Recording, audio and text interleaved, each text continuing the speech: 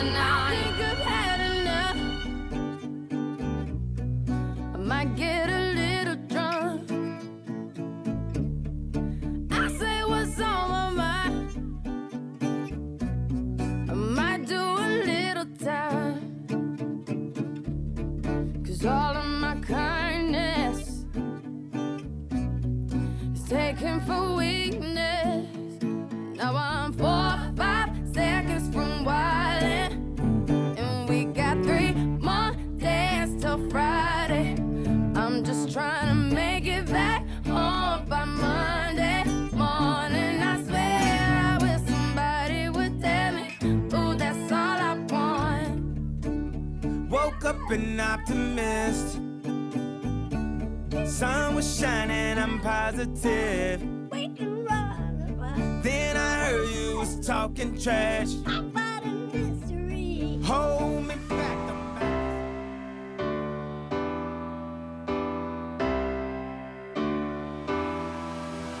Love is nice when it's understood. Even nicer when it makes you feel good. You got me slipping while love is so. Come on, baby, let the good times go home. Come on, baby, let the good times go home. Come on, baby, let the good times go home. Come on, baby, let the good times go home. Come on, baby, let the good times go home.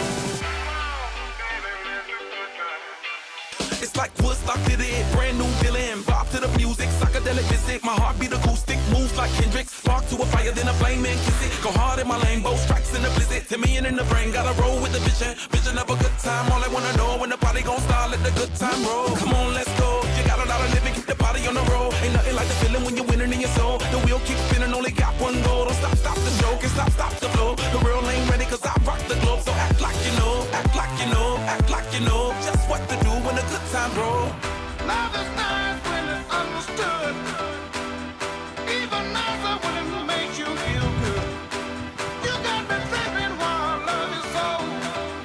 Come on, baby, let the good times go home. Test, 1, 2, 3. Is that okay? Test, 1, 2, 3. Okay. I'll control it from up here.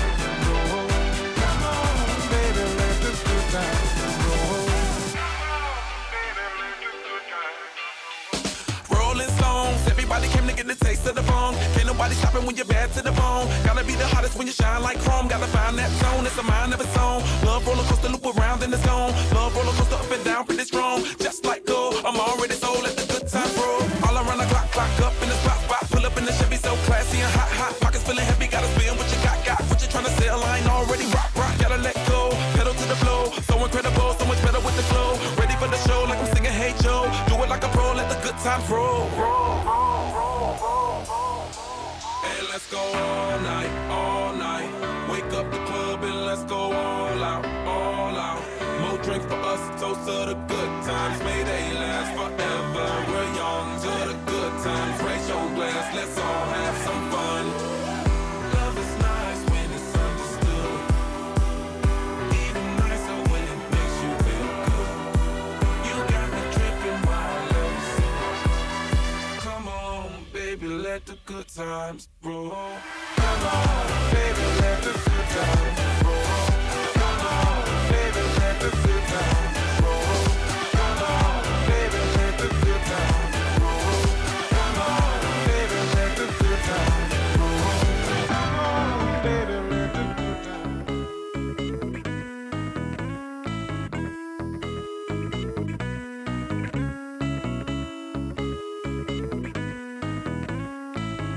Tell me, baby, what we gonna do? I'll make it easy, got a lot to lose. Watch the sunlight coming through. Open the window, let it shine on you. 'Cause I've been sick and working all week, and I've been doing just fine. You've been tired of watching me, forgot to have a good time, boy. You can take it, all these faces, never keeping it real. I know exactly how you feel.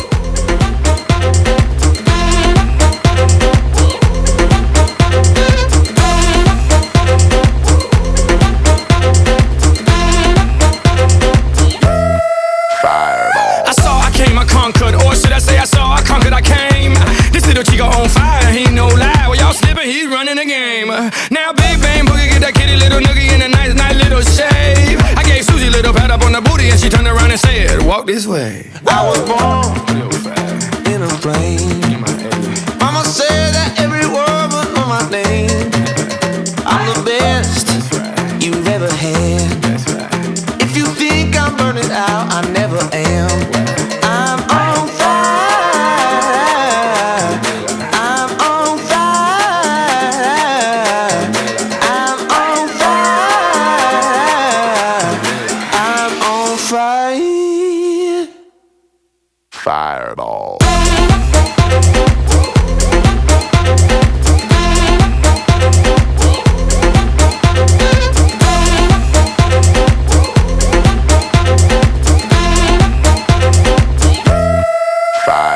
Sticks and stones may break my bones, but I don't care what y'all say.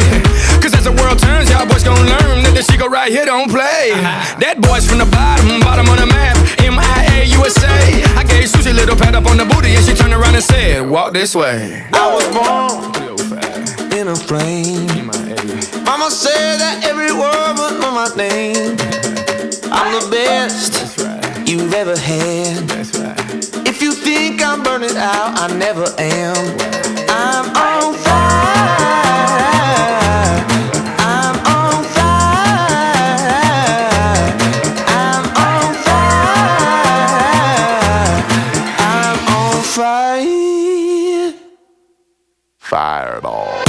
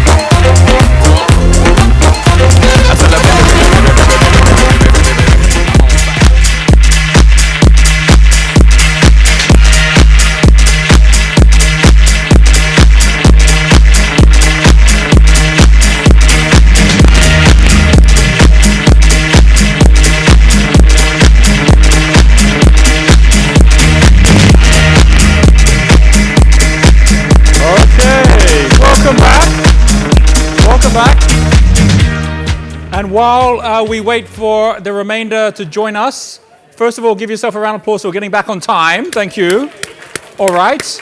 You are the first to have an opportunity to get to connect with some new people, having come back on time. So what I'm going to do is this. I'm going to ask everyone who happens to be sitting on a table where at least 2 other people were on the same table as you were this morning, which is probably most of you, because as creatures of habit, we come back to the same table. You have an opportunity now to bid them farewell and find yourself a new table, right? Find yourself a new table. Even our platinum goals can do this, where you can actually connect up with some new people, introduce yourself to those new people as well. So do head off and find yourself a new view, a new table, new people to connect with for this afternoon session. Once you get into a new table, then please go ahead and introduce yourself to some of the people there and just get a little bit connected. Alrighty, give you a few minutes to do that. Find a new table. Maybe if there's like one person who's the same, but try and make everyone else a little bit different. Alrighty.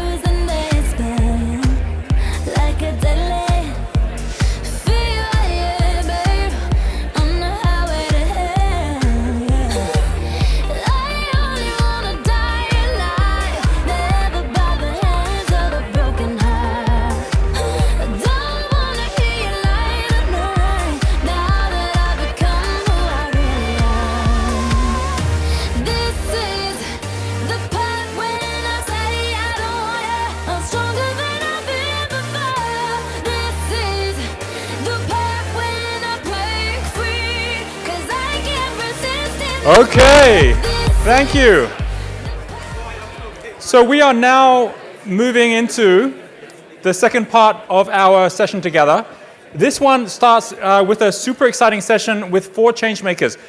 It's quite easy sometimes, sharing examples from around the world. But if you're not relating to it, because it's not like, oh, is this New Zealand? Does this work here? This is a really great opportunity to actually get connected to how all of this is relevant to everyone. And the 4 people I'm going to introduce on stage, they each have been involved in global opportunities, global businesses, and also are all living here in New Zealand right now, running their businesses from here. So what we're going to be doing is having a conversation. You're going to have a chance to ask some questions as well, having a conversation about just how we're all navigating through these waves of flow. I'm going to ask you to take out the sheet, if you have it, which shows the 4 changemakers. I want to kind of like link this in faces to the words and also with some images for those of you who want to look further into any of these 4 changemakers to be working alongside them or with them in the future based on what they're doing as well. So let me start with the first person here, and this is Karen. Karen Scott, this is her website.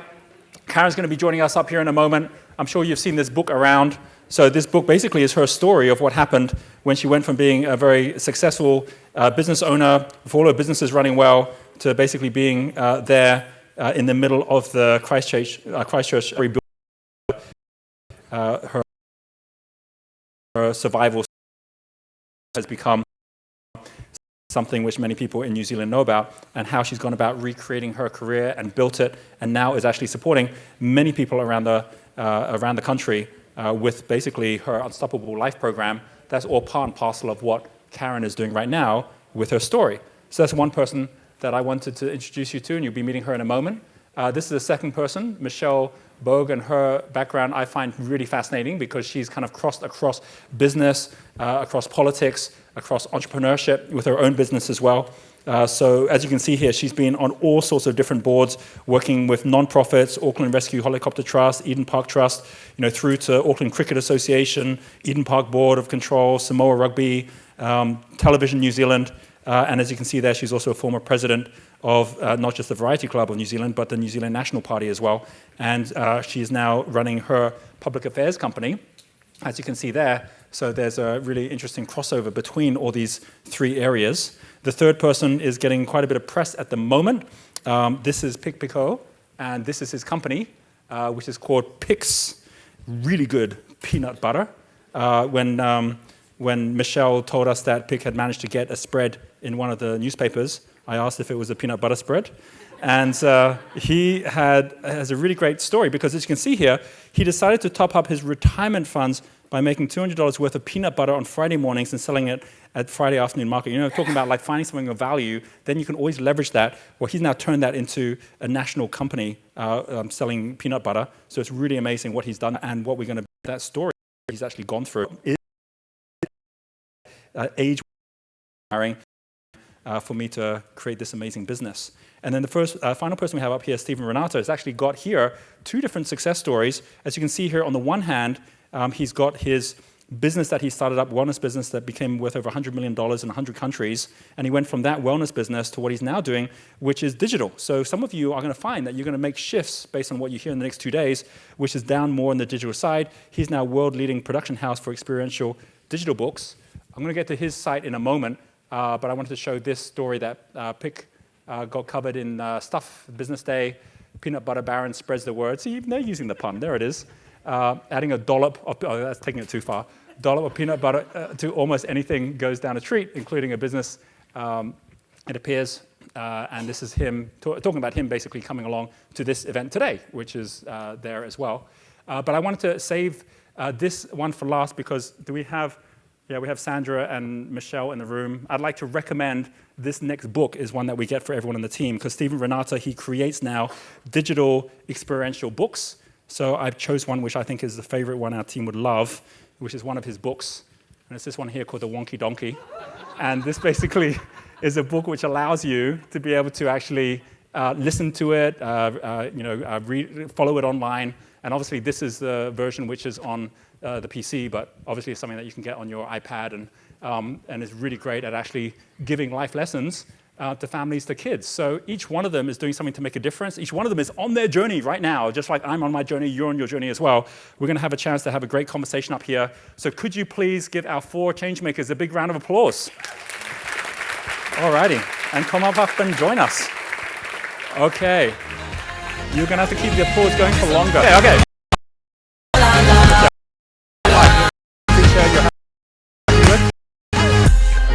When it's been a long day. Have a seat. You want to come along? You clash. Come have a seat. All right, have a seat. You want to have a seat over here, and I'll grab a seat over here as well. And we have a additional. It's Fido, right? This is Fido. So please give Fido a round of applause as well. Okay, awesome. So we have 2 microphones here, so we'll just share the microphone around.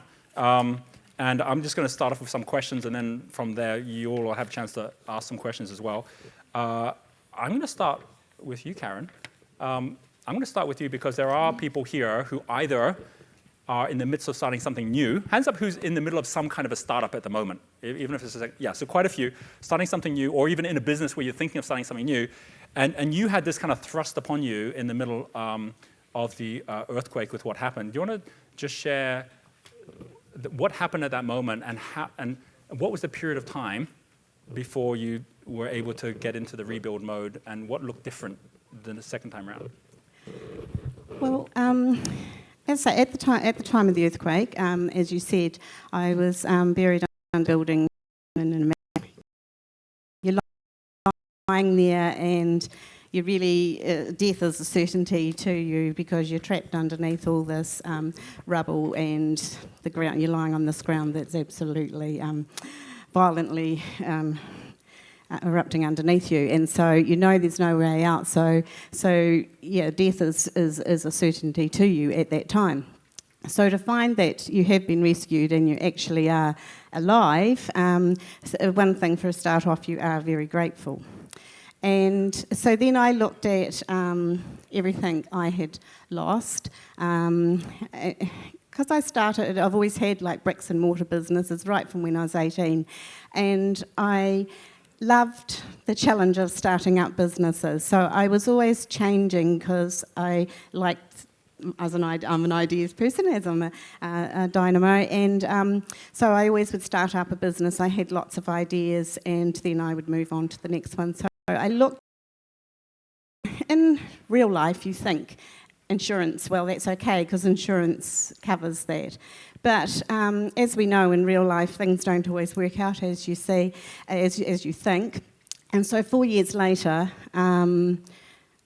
I'm still fighting for my insurance money, and so, you know, $500,000 later to lawyers, we're no closer to having that settlement. So you've lost everything, so I looked at that I had to begin again, and so I looked at the earthquake as an opportunity, and it's not to downplay the earthquake because it was huge, but I looked at it and think, well, I've got this clean slate, so this is an opportunity. Everything that I was doing has been taken away, so I can fill this up now. I've got this new life. I can fill up with whatever I want to fill it up with. So I didn't want to do it the same way. I looked that the world has changed, and there was all the online, and think about my huge challenge in magazine 7,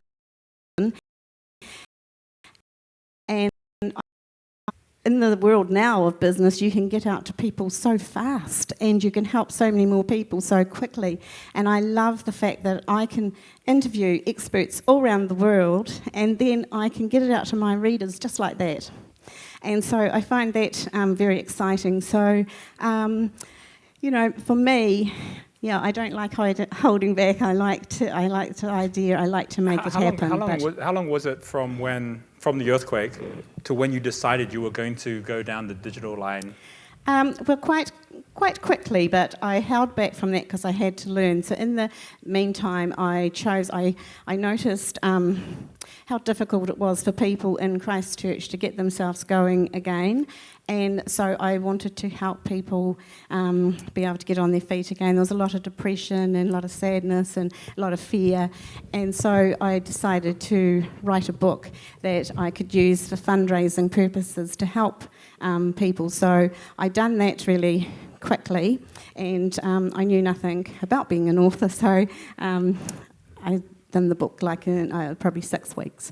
So I done that, and it was a motivational book to help people show that you can overcome adversities. It was showing other people's stories that had challenges in life.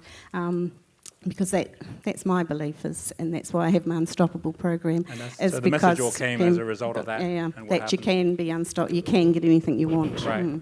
Okay. Well, so that's one. So that's a pretty incredible story, but that's one aspect of what it takes sometimes when you lose everything. I mean, that's one of the things that I say wealth isn't how much money you have, it's what you left if you lose your money. It's like what happens at that point, what do you actually have, which are your connections, it's your reputation, it's all those things that you then really have to start with every day. Pik, I'm going to come over to you and ask you at what point you decided to take this idea of something that was going to be a little extra to then say, actually, this is a serious business I want to be putting more time into now. I think for me, I started making a bit of peanut butter to sell at the market and pick up the $200 a week that I'd lost when my laundromat closed. And when I realised how far people were coming to get this stuff, and that it was gaining a sort of momentum of its own, and I realised I really had a market there, and that if I wanted to do something with it, I was up to me to do it.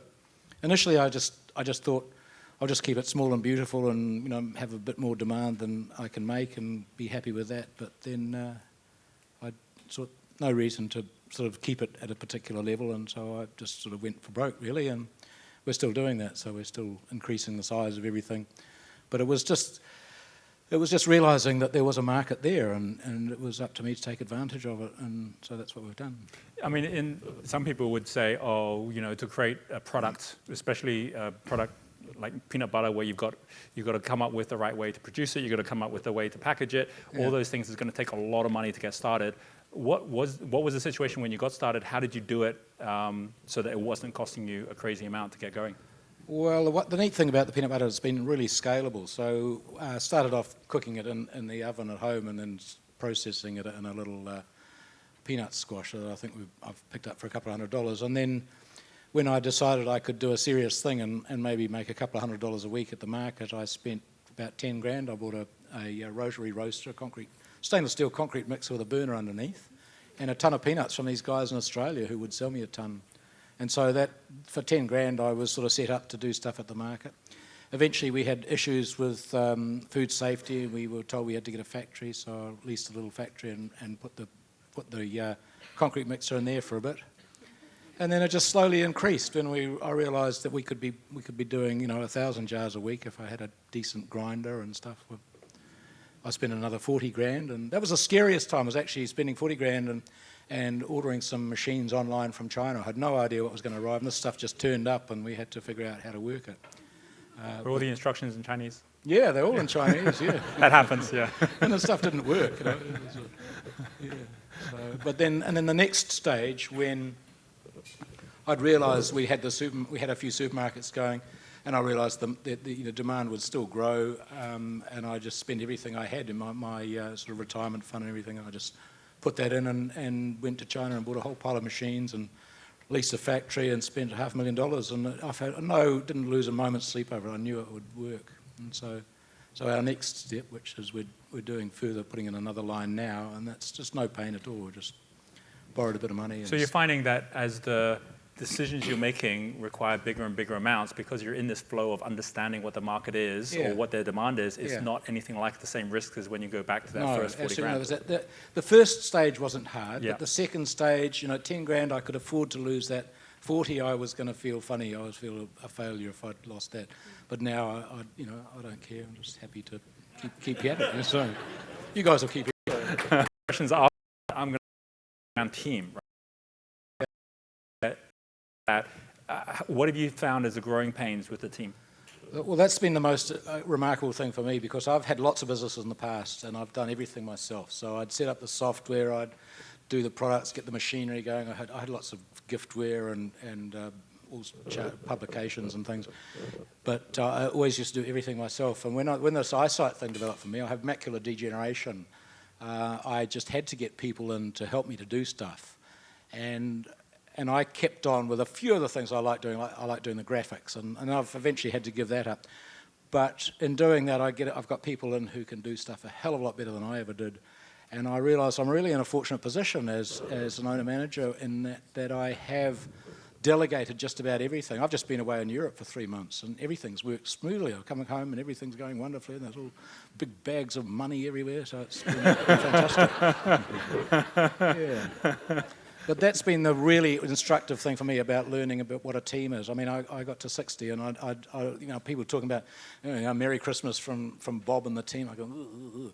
But honestly, it's been the neatest thing about this business has been team stuff. Yeah. And what's really interesting is when you say it was the fact that when your eyesight was going, it's like, well, then I have to do this. It's like the number of stories you'll hear of someone who says, I can't give anything up and I can't find the right people, and then suddenly they're in hospital for 3 months or something and they simply can't be there. Yeah. And you always figure out a way, and you realize that it's that disability or disabling yourself, which often is what it requires to actually let things go.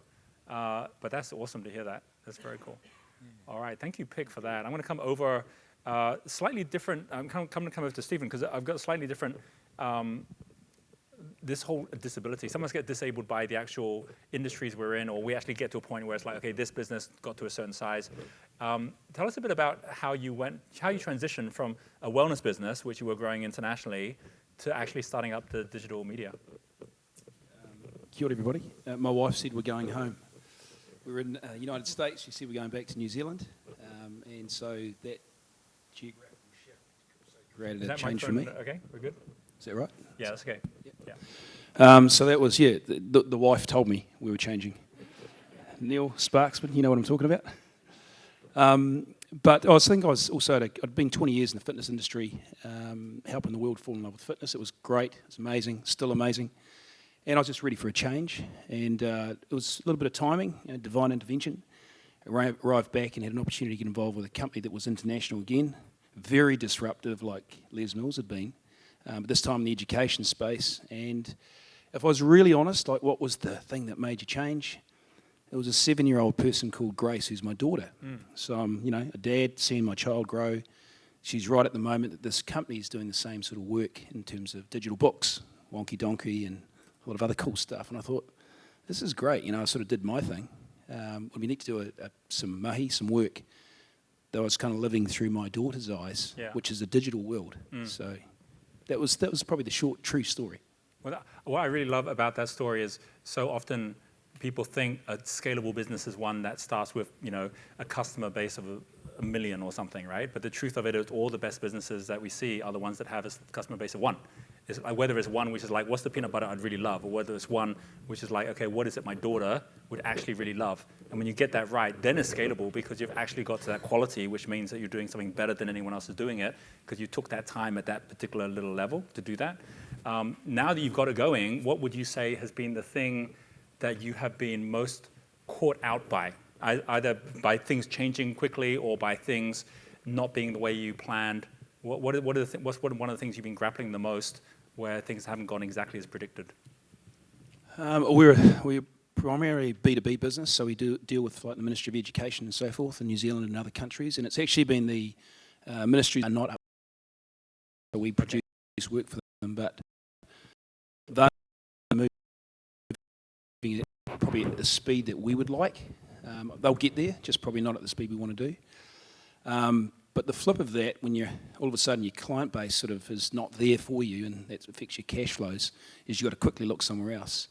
And what we did was we found our sweet spot with Indigenous language, starting here in New Zealand with Te Reo Māori. We work in Australia with the Aboriginal community, Alaska with the Inuits and the Emiratis. And so while the ministry's catching up, we've said, screw that, go straight to working directly with them. How digital is changing so much and how things are getting personalized. What do you see as a vision for yourself over the next 5 years? Like, where do you want to be by 2020? Yeah, I mean, it's moving fast. So fast, I always equate it to, if you're on the stock market, it's not like month to month, it's day to day. You've got to be really watching. The big shift is actually to mobile devices. So those of you that have an iPad, laptop, everything's going to be in an i6 type phone or a Samsung Galaxy. The technology's so good. So if you're developing digital products and resources, you need to be thinking about what is it going to look like through that device. That's where everyone's going. If you're developing stuff, to think about multiple platforms. We started off in iOS with Apple, and it's incredibly solid, but Android's just cranking through now, and there's other platforms. So being aware that the two big giants right now, Google and Apple, they won't always dominate forever, and you want to sort of be right on the cusp of knowing where it's going to go next.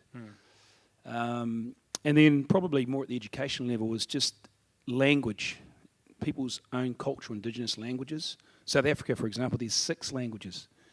And moving off for us, and here in New Zealand, we're predominantly English-based. If you want to go offshore, you quickly got to get away from just being English. Mandarin is going to be the biggest language in the world.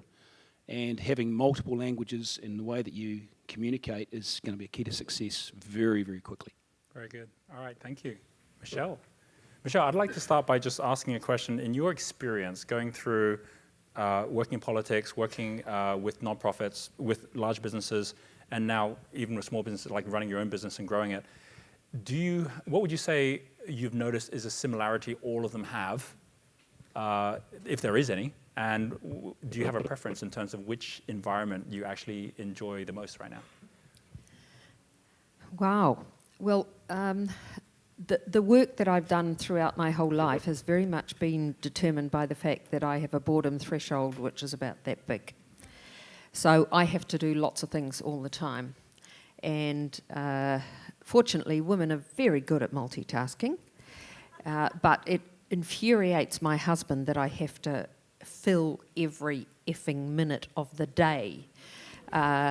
So my experience has very much been guided by people asking me to do things and me saying, oh yeah, okay, I'll help you with that. See, I've forgotten your question now. What's in common about all those things? Many of you will know that I'm very much seen as of a certain political flavour, right?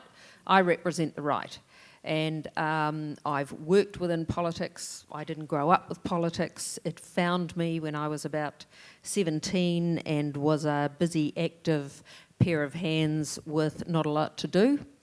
And I got involved in politics, and that has really much determined a lot of what I ended up doing professionally.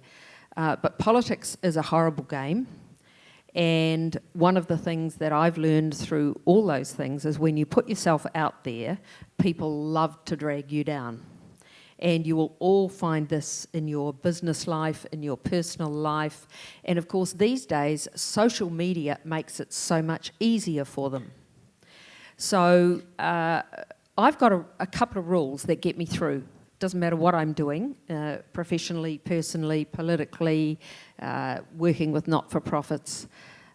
Because I'm of the right, I am a lightning rod for people on the left who want to sit cowardly behind their devices and tweet and say horrible things about me. For example, I was on television this morning on the current affairs show before I came along here, which was a bit of a debate, and when I got here, somebody said, oh, the Twitter sphere was going crazy about you. Well, I know what they would have been saying, and I know who they all would have been. And you know what? I don't care. I don't read them, because here's my rule. People who say nasty things about you in times of adversity that you're experiencing, if you let it get to you, you're giving them a victory, right? So the best way through adversity is just to believe in yourself and not care about what people are saying that is nasty, but use the good things, the support you have, the family, the friends who actually back you and say you're doing the right thing. And of course, when Karen went through her incredibly difficult experience, it's difficult to imagine any more adverse conditions than what you went through, Karen. But for her to come out and say, okay, I'm going to do something different, there would have been people in your circle who said, you're crazy, right? When Pick decided to do something completely different, there were people, possibly including his wife, who said, "What?" And in Stephen's case, he didn't have much choice because it was his wife saying, "You are going to do something different." But the fact is that we all have to back ourselves. And so the rules I use is when people say nasty things about you, you just don't even indulge them by reading them or listening to them, because you're giving them a victory. And on election night 2002, when I was the president of the National Party and we'd lost the election, and one of the senior MPs called me on live television, quote, "a boil on the bum of the National Party that needed to be pricked." That's not terribly complimentary. So he's sitting you, fun doing. He's a tired old jaded politician. The other rule I have for going through shit, know it's something out of your control, your rest for something and everyone's looking at you sideways in the street, doesn't matter what it is, every day of shit you go through, great rule, always look and say, no, I'm going to have to go through this, or maybe you fail. Maybe you're going through a bankruptcy process or a liquidation process and you think, how am I going to deal with this? Every single day you get through is one less day you have to put up with. So that's how I cope. I call it mental toughness. Karen had it when she came through her experience. Pick had it when he decided to completely do something different, break the mould and do something different, and he was faced with adverse conditions because of his eyesight. Stephen had it when his wife told him he just had to do something different.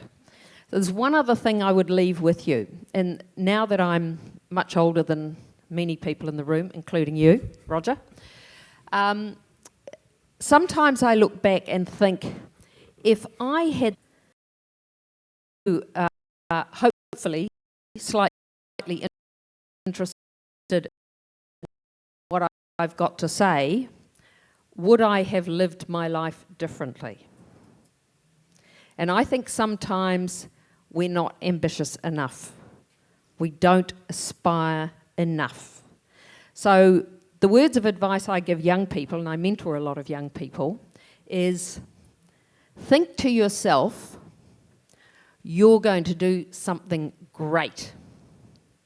Because if you think that, great, we are really creative or we are really good at something, and actually we can make a huge success, and if we'd only actually believed that a little bit earlier, it might have been an awful lot easier to get there. So that's what I've learned from life of putting yourself out there. I do that because I have very strong beliefs. I hate injustice. I'm very loyal. I've got very firm views about the way I think the world should be, and I put my money where my mouth is in terms of my efforts where I help people. Doesn't matter what they need. I help them wherever I can. But I'm incredibly fortunate because I've had a really rich life as a result, and I'm just going to have to keep working for the next 25 years because I can't afford not to. And I'm sure many of you feel you're in that space as well. But isn't it great that actually we can do stuff we love doing? And I heartily endorse what you're saying. If it's not fun, you know, if you have to go to work every day and think, I wish I didn't have to do this, you're in the wrong job. So back yourself to do something else, because I tell you what, you can. Thank you. One thing which is, oh yes, round of applause. One thing which is something that's going to come to tomorrow, and I think this is where a lot of education, like especially what we need to do to educate ourselves to the kind of new beginnings, especially coming out of America, is how to live a perfect life or how to get everything perfect. And one thing you're going to see about the different levels we talk about on the spectrum is that every one of them has a benefit and have a cost all the way up the line, right? By the time you're getting to a high level, there are benefits of that, which is you can change the world. You can make a difference. You can impact many people. But there's also a cost, which is loss of anonymity, or being the target of those who have their identity by being the opposite of what you are. And they don't have a voice, so they will go to Twitter or they'll go something like that. And when they're posting something negative about you, it's not about you. It's about them reinforcing their own views to their tribe. But it's very easy to actually take it personally to say they're actually talking about me, even though they've never met me, right? So there's an element as you go higher up, and especially when you look even higher. When you get to the legend level, which we'll be seeing tomorrow, which is the highest level, the real cost to you isn't even the cost of criticism or people who you don't know saying negative things about your views and what you stand for. It's actually people willing to take your life for it. You know, you're actually going to see that there are people out there, which includes the Gandhis of the world, that actually lost their life by someone who just felt very strongly the opposite. And when you actually start seeing that becomes the risk. There isn't a single president in the world that doesn't have bodyguards around them. You know, Obama has got an entire team who basically look at and consider the 30 to 50 serious death threats he gets every single day. And he lives with that every day, but still chooses to be the president. And why this is so important is that this is about knowing that all success isn't about how do you climb higher in the ladder. All success is going deeper into the ocean, where as you go deeper, always life where I the boat to take it personally. And that mental toughness that Michelle talks about is something that anyone who's gone further in, I certainly myself have, I will actually look out. If I'm getting a lot of praise, I'll look out for where the criticism is just to balance myself as well, because otherwise it's easy to either take the good too seriously or to take the bad too seriously as well. That problem. So we'll get more into that, and we'll also notice that there is a cost and a benefit to also being down at infrared or red level. The benefit of infrared level is that you're anonymous. You can post anywhere, and it doesn't matter what you say because no one's actually listening anyway. Whereas as you go higher up, things you say, they actually make a big difference, and you can get in a lot of trouble for saying the same stuff, but now saying it publicly. Whereas the cost of it is disconnection. You're just disconnected from the ability to ever be able to move up as well. And as long as you're willing to stay in that place where you're anonymous, unfortunately, what that means is that you're also never going to get to that level of success. So we all need to trade something and give up something that we're benefiting from at one level to be able to get the benefit of the level up there and realize that benefit also has a cost to it, and we're willing to accept that cost. But from that point of view, this is a large part of us being up here, is to be able to answer any questions you have around these elements, not all the how-to questions, but more almost like the mindset, like what does it take? So we're going to give everyone here an opportunity to come up with whatever your best question would be. Everyone's writing down earlier today, well, what kind of like size questions do I want to ask? If you had a chance to ask a question of anyone up here, so you could ask a question which is specific to one of our change makers. It could be one which is more of a general question. It's up to you. But before we start taking some of the questions, take a moment with the person next to you and say, if you had a question to ask, who would you ask? What would you want to ask? Right? Take a moment and see what you come up with.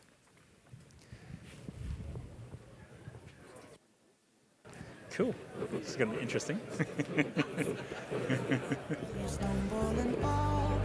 What was the... Oh, sorry.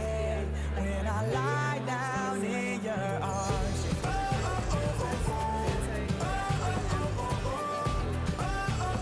When I lie down in your arms.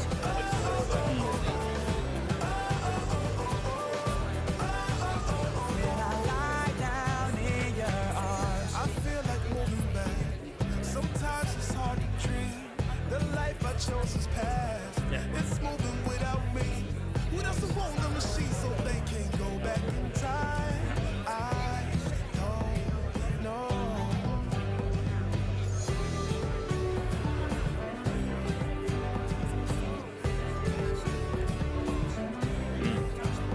Yeah. My time went by too fast. There's no one left but me. I've got a 9 to 5, and it gets the best of me. This is the life I'm gonna live to the end, but I'm okay when I lie down in your arms.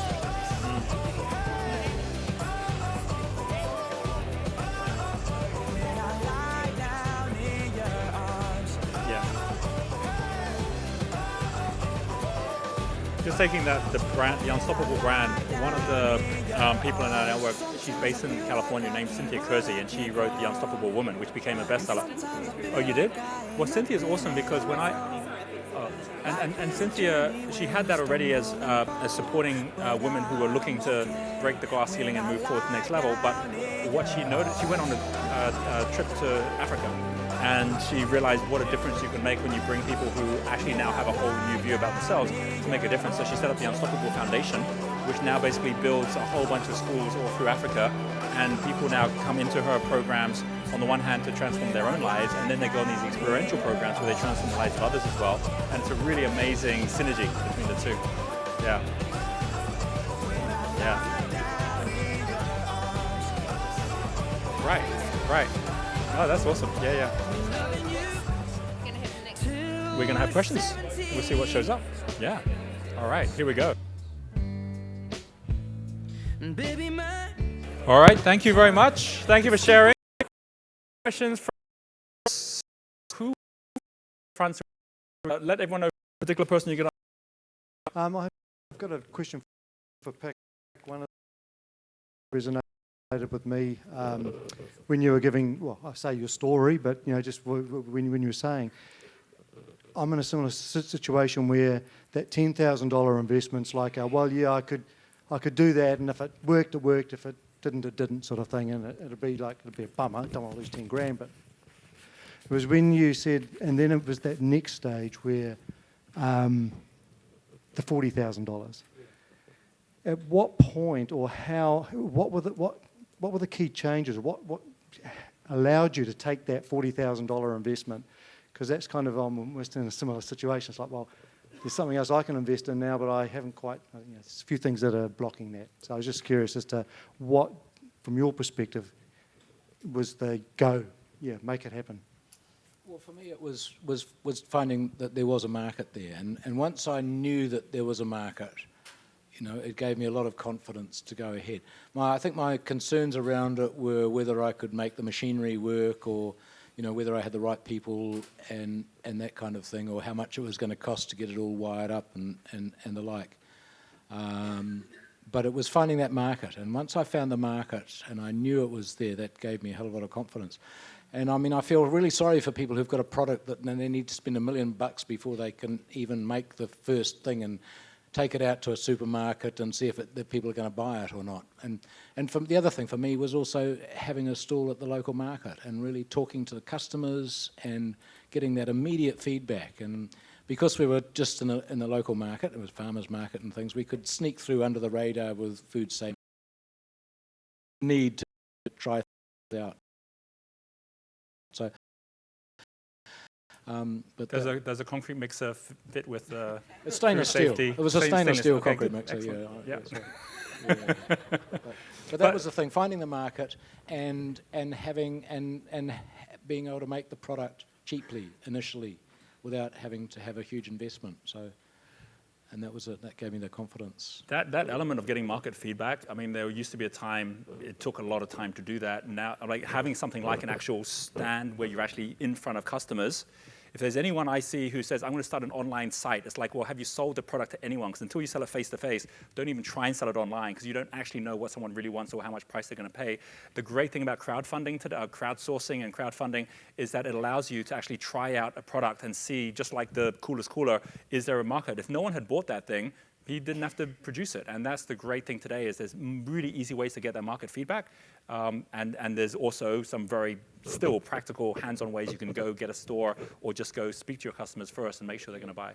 And I might say that we still do the market in Nelson, and we've started our first launching into the UK. We're starting with a weekend market in the UK because it really, really works, and it's still a very integral part of what our business is. It gives people a personal contact with the business and keeps us in touch with what our customers are thinking. Thank you. Can I give a round of applause for that question? Thank you very much for the first question. We'll take another question. We've got a hand up over here, this gentleman here.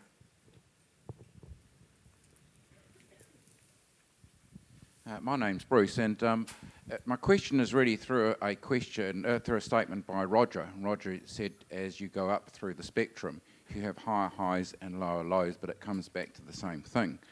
My question is, why would you bother going up if it all comes back to the same thing? I'll answer that very quickly, because the benefit of each level is a different benefit.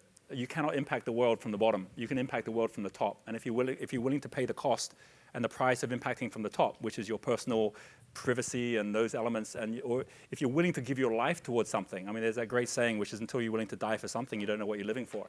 Like where some people are actually willing to commit themselves fully outright towards something, and they end up, as a result of that, getting the benefits of the people closest to them, really sticking with them for life. But that doesn't mean there aren't going to be a lot of people you'll never meet who don't have negative things to say about what you're doing. And it doesn't matter who you are, even entrepreneurs.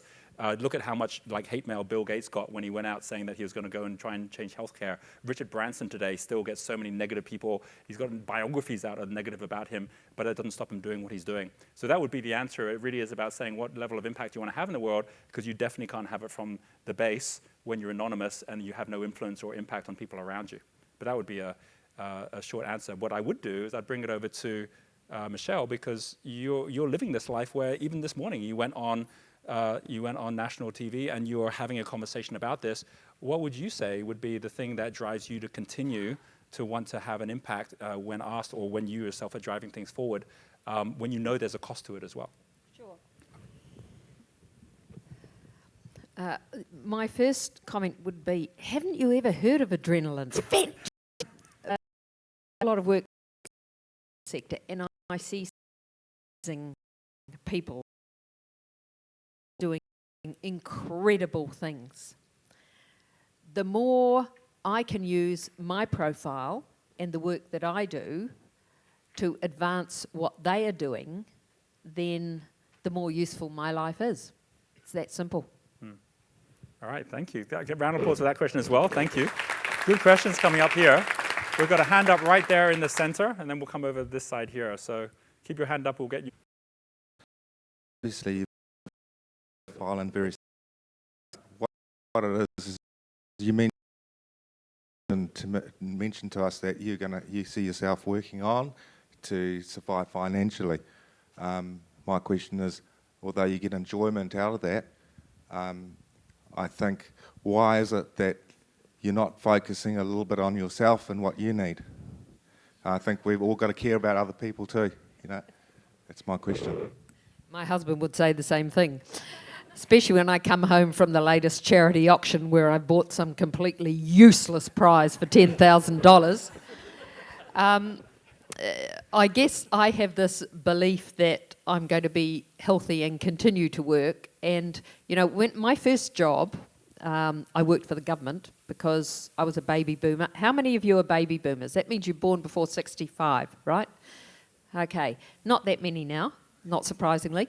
But, you know, baby boomers weren't really encouraged to take great risks, right? When you left school, you went to work for the government. I grew up in West Auckland. No one in my family had been to university. My mother suggested my first job. My mother suggested my second job, and I was 21 job. 3 years later, I invited my boss to my 21st birthday. Fortunately, he didn't mind by then. So, I guess to me, having a fulfilling life isn't about material things. You've got to have basics, and yes, I'm very fortunate that the work I do earns me a good living. But I'm someone who, you know, likes to do things and not just accumulate and live the monthly invoicing. You run small businesses, I thought there'd be a few, and you sit down at the end of the month and you say, okay, how much have I invoiced out and how hard have I worked to do that, right? So I worked out how much I invoiced out and how many days I sold, because I sell my time, that's always an issue, in order to do that. And it was about half, right? So about half the time I worked, I sold, and about half the time I worked, I did things for other people for nothing. For me, that's a work-life balance. It's not for everybody, but for me, it's work-life balance. So that's the decision I've made. That's the way I want to live my life. And I get much more out of that than accumulating wealth and working 50 hours a week just for me, because I get so much out of what I give back to other people. Well, I hope that one day people give back to you so that you can give all of your time away. Thank you very much. So do I. Just on that point, I do also, I mean, we're going to get into more details on the levels, but one thing really important, I spend a lot of time with people, whether they are professional speakers or authors, politicians as well, where they've made a decision. We talk about yellow level, and I haven't gone into all the levels yet, but some of you know these levels. Yellow level is like one person doing all things, as opposed to green level, which is all people doing one thing. And yellow level, you're pretty much showing up as a player where you keep on playing the music, but it's what you love, but it's your art. You know, it's like, Picasso didn't say, right, one day I'm going to have a team of people going to do all the art for me and I'll just sit back. It's like that was his art. That's what he did. And some of you are going to, by the end of a big company, because true wealth is going to be you defining what that means for you. And for some people, it's not retiring so you have all your time back, because that, for some people, is like the worst thing they could imagine. They actually want to be make someone to choose for yourself. And what I really love sharing what success is to her, she knows what it is, so it means that every day she's already getting the universe giving back to her at the level that she wants to play the game. But that's a really fundamental part as we go forward, is that really is about not having upward or downward envy. If you're at yellow level and you're like doing your own invoices and you have upward envy, which is like, I wish I had a team doing this for me, which is looking at green and being envious, or looking at below you, which happens as well, at orange, which is the people that can clock off at 5 o'clock every day and go and chill out. And it's like, oh, I'm really envious of them as well. And you're not actually appreciating where you're at the level that you're at. Well, then that's about clearing all the rest of it out so you can actually get really into flow, loving what you do every day, even if it's exactly the same thing, but now leading you to where you're really getting the payoff from doing that one thing. Let's take another question. Another question, we'll take the lady in the pink blouse there. Oh, yeah, yes, yeah, pink, white, pink. Pick, I've got a question for you. We were talking about this at the table. You've been on. Is there anything to scale business that you've created? Because it seems to have started, and you've told a beautiful story of how it's grown. Would you have done it any way differently? I don't think so, but I'm sure it takes, but tried as well as others, but I think, that's I think how you learn things. So I can't think of any, there's nothing I would have done differently.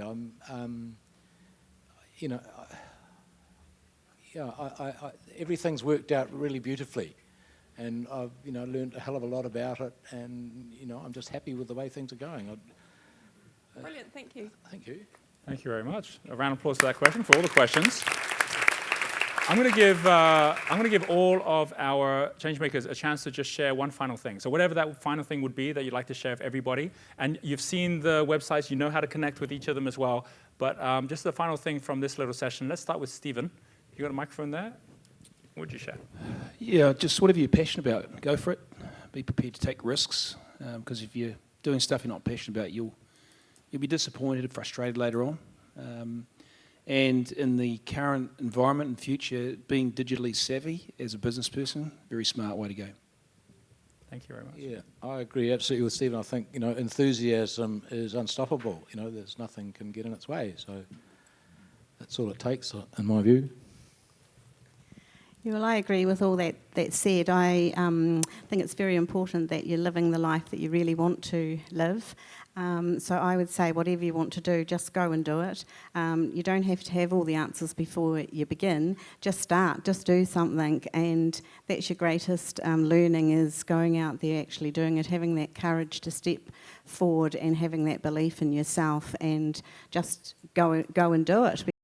Because you soon learn the only reason you have that fear is because you've never done it before. It's something new, and we all have fearful things in our life, but the difference is being able to step forward and do it and overcome that fear regardless. So that would be my one thing. I think the saddest thing would be when you get to the end of your journey is to look back and have regrets. So don't have any regrets. Get out there tomorrow and do something scary and go for it. Karen and I were talking just before when you guys were talking amongst yourselves, And I think it's worth repeating what she said. So actually, I'm just going to repeat what Karen said. Because we all know that every day is a gift. But just imagine that for some horrific reason, your life ended today. Would you be happy with whatever you've done?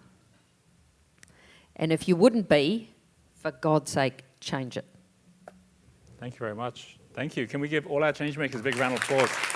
Thank you so much. Thank you. Awesome. Thanks so much. So, take a moment to and share what would be a big takeaway out of everything. What's one you're going to put down as a takeaway from this session right here? What's one thing you learned? All right, have a conversation. And we'll reorganize the stage now.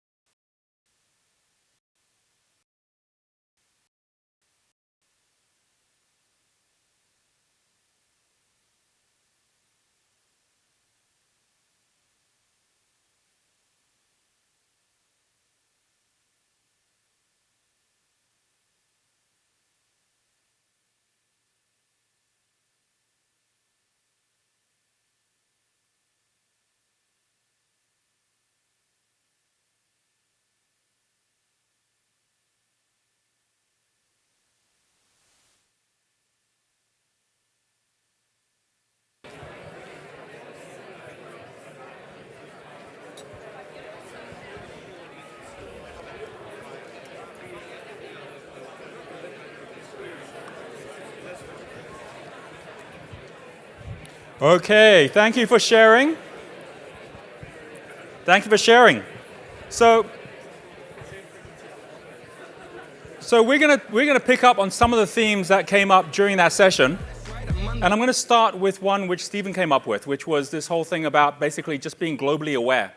And you would have noticed also in Pig's story that he took that big step of actually going out there to China and getting the machinery.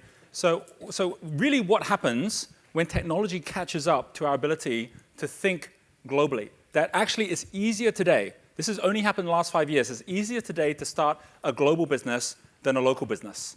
And what I mean by it being easier is that all the tools exist for us to be able to do that so we can work from anywhere. And if you design your business in such a way that you can work from anywhere, which means you know what's important to be tracking, you know ways that customers can actually automatically do business with you without you necessarily needing to be there, you can live anywhere you want. You can live in Auckland if you want to live in Auckland, but you can also live anywhere else as well. I think it means that at reference points that are global, you need to be, well, who else I'm doing? And guaranteed, if you start a local business and all you're doing is looking at people around you to see what's happening, you're missing the wider reference point of the world, that there are countries which are already far ahead of New Zealand. There are other countries that have learned things in very different ways, and your ability to connect and communicate with them will change everything. And obviously, if you're going to go global, it means you've got 7.5 billion people to choose from. So no matter what your niche is going to be, there's going to be people out there that are going to be wanting to do whatever you're doing, provided you know how to reach them. Here, village. Actually, one of the benefits from going global is we'll speak different mindsets than we think we do. And until recently, there wasn't one massive marketplace. You had to actually go through a particular government, or you had to go to a particular stock market involved with the world from do that. Image of 6.5 billion, or sorry, 7 billion people around the world, of which 6.5 don't speak English as their main language. This is if you took the entire population of the world and you divided it into 100 people in a village. This is what it would look like. This was actually created by someone in the US, where you can see there 61 of the 100. The ones that are in orange, they are all Asian countries, right? So that's everything, including China, including India. Is 61 out of the 100 are in other languages outside of English. And then you've got the Europeans. Well, you've actually got the African nations in there, 14 people, and then Europeans, 12 people. Latin America, 8 people. Have you noticed that they've got one woman in green that they've called South Pacific, which actually means Australia, New Zealand, all put together. So unfortunately, you're actually lumped in with all the Australians. But that is that one lady there. But that's okay, because the US also, this is about the only time you'll ever see a diagram where the Americans want to group themselves up with the Canadians. And they did that to make up the numbers, right? So there's 5 of them that's in there out of all of them. Now, obviously, if you are used to seeing the media that it seems like America is where it's all happening, this really puts in perspective that that's a very, very small part of the world. And this is now reflected on the internet as well.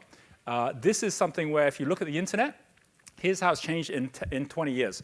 1995, as you saw earlier, very, very few people on the internet. 61% of them in the first year were from America. 61%. So it's the opposite of what it is today. Now you can see what it is as at the end of 2014, when there was 2.8 billion users. You can see that 28% of it is Asia. They've separated China out. 23% is China.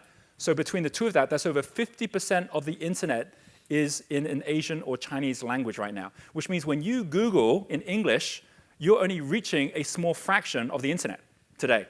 When I Google to Japan, I don't Google in English to Japan. I use Google Translate and I Google in Japanese, because that's going to give me all the best examples of the companies I'm looking for in Japan. I'll do the same in Chinese as well. But that's a laborious process until now, until the last 6 months. So this is something which shows that if you take all those different countries, take all of Europe, which is mainly other languages, 19%, the rest of the world, 21%.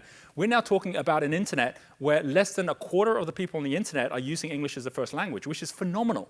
And that's continuing to grow, because when we say we're going to go from 3 billion people up to 7 billion people online, most of them who are coming online are not English speakers as their first language.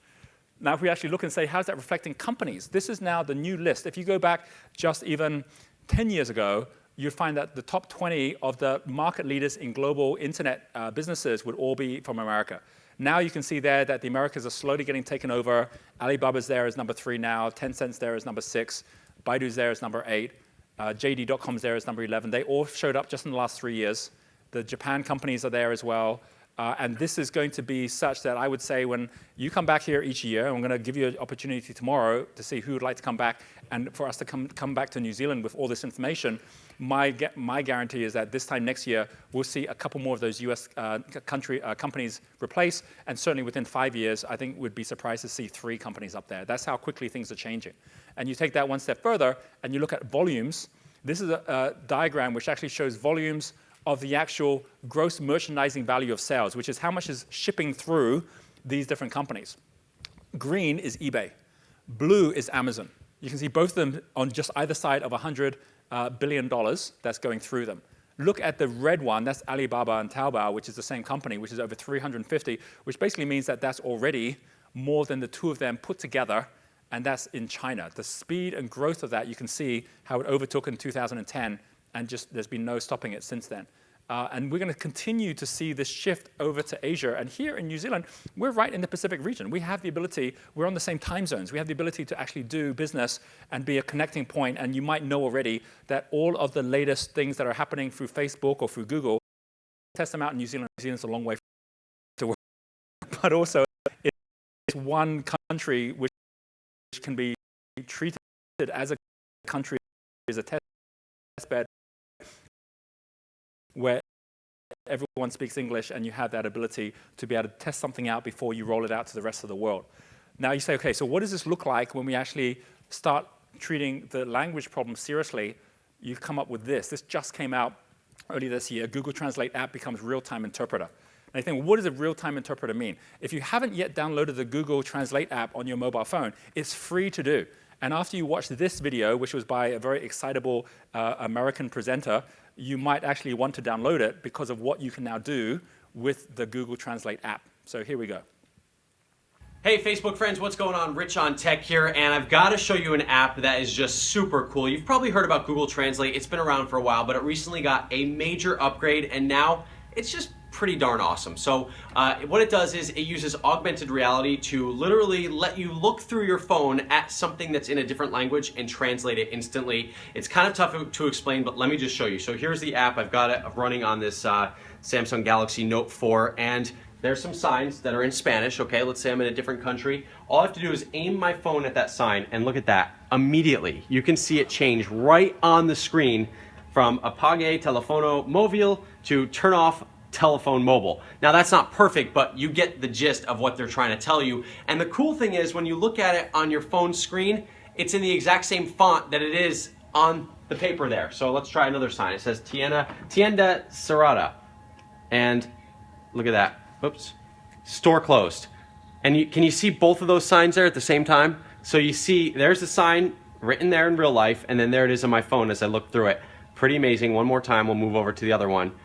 This to me is just phenomenal. So I took this little app to East LA to try it out in the real world.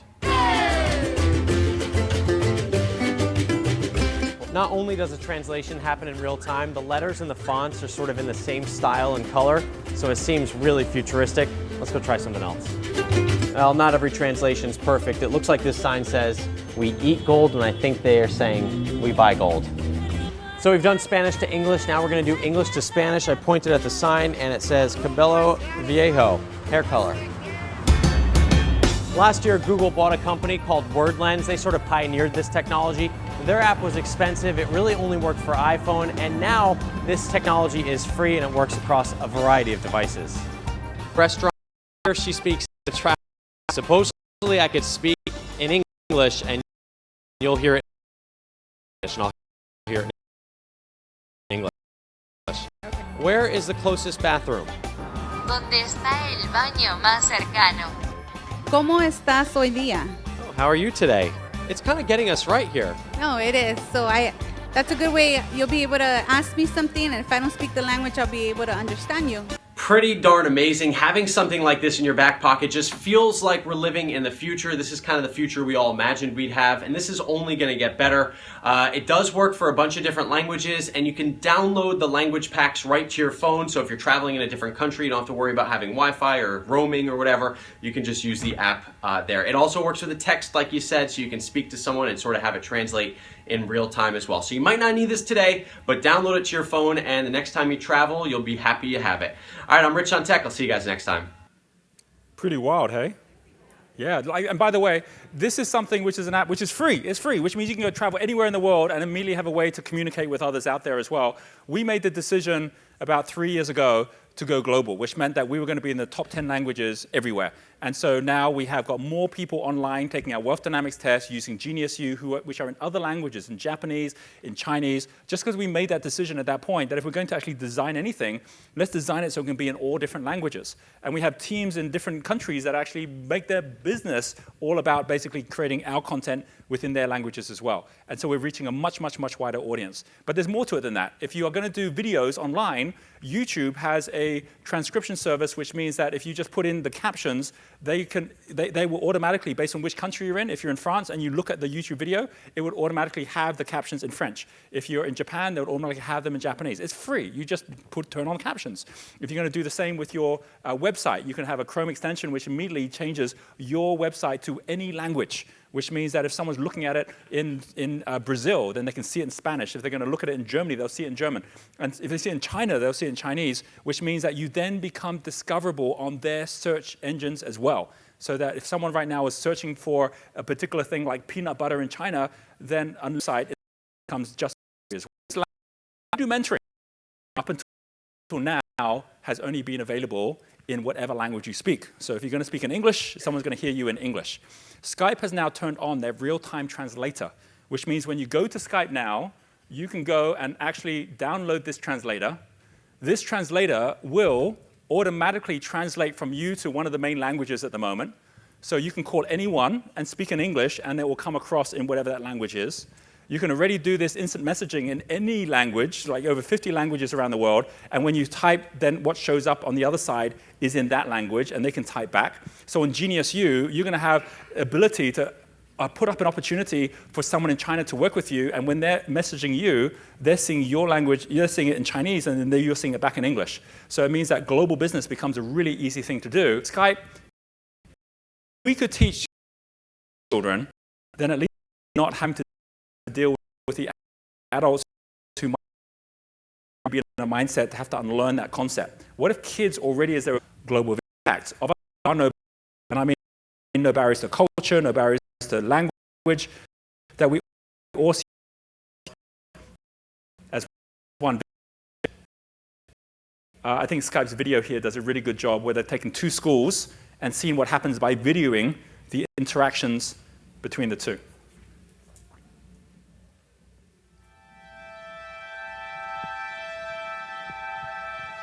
Hi, can you guess where I live? Tengo en Mexico. Do you live in a capital city? Sí. ¿Estás cerca? Are you in Mexico? ¿Estás en Taco? Guess. Gracias. Thank you. Do you like living in Mexico City? ¿Te gusta vivir en la Ciudad de México? Aquí está muy lindo. Here is very nice. What do you do for fun? ¿Qué haces para divertirte? Voy a las playas de México. I'm going to the beaches of Mexico. I like to swim. Me gusta nadar. A mí también. Me too. Where in the world do you wish to travel? ¿A dónde en el mundo te gustaría viajar? A Rusia. To Russia. ¿Y tú? And you? Everywhere. Sería increíble algún día verte en México. It would be amazing to see you someday in Mexico. I would really like to visit you sometime. Me gustaría mucho visitarte algún día. A mí también. Me too.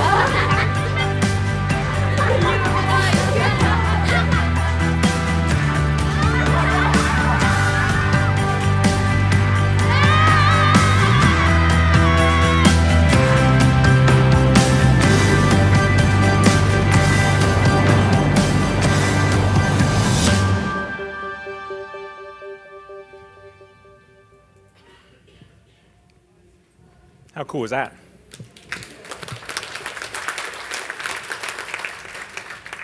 I love the way technology, or at least the people who are now leading some of these technology companies, are seeing it as a way for humanity to connect. Think about that for a moment. Have a conversation with your table to say, well, if you knew that you could connect with everyone in the world in language in real time, what could that do to change your dreams, your business, your products? Where could you learn from? What could you be doing business who with? Take a moment and just have a conversation and see what shows up in terms of how you want to think differently about the world, knowing this technology is freely available to you right now today. All right?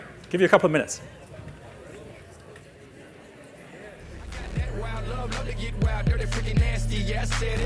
I'll make you lose your heart and your mind at the same time. Don't believe me? Bet it. I'm obsessed with that wild love for show. Even though it's a catch-22. It's the gift and the curse for show. But baby, you know that you love it too. That's why. You need it, you want it. All over your body, this loving I'm giving. It's worth more than money. You need it, you want it. All over your body. I know that you want this wild, wild love.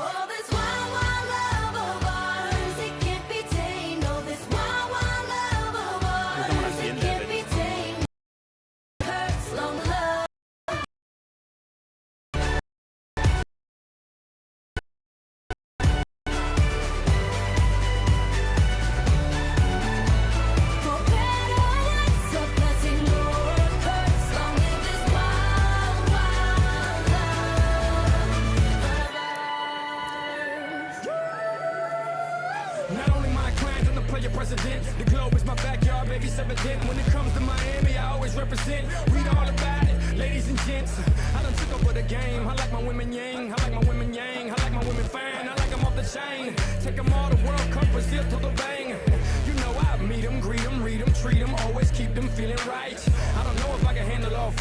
baby, we can try tonight. You need it, you want it. All over your body, this loving I'm giving. It's worth more than money. You need it, you want it. All over your body. I know that you want this. Wow, wow, love. Oh, this wild, wild love of ours, it can't be tamed. Oh, this wild, wild love of ours, it can't be tamed. No, for better or worse, a blessing or a curse. Long live this wild, wild love.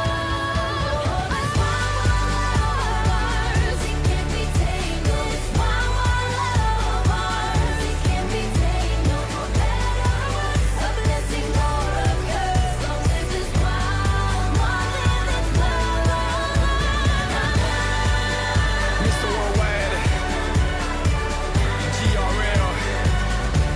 What better than 5 beautiful women? Wild, wild love.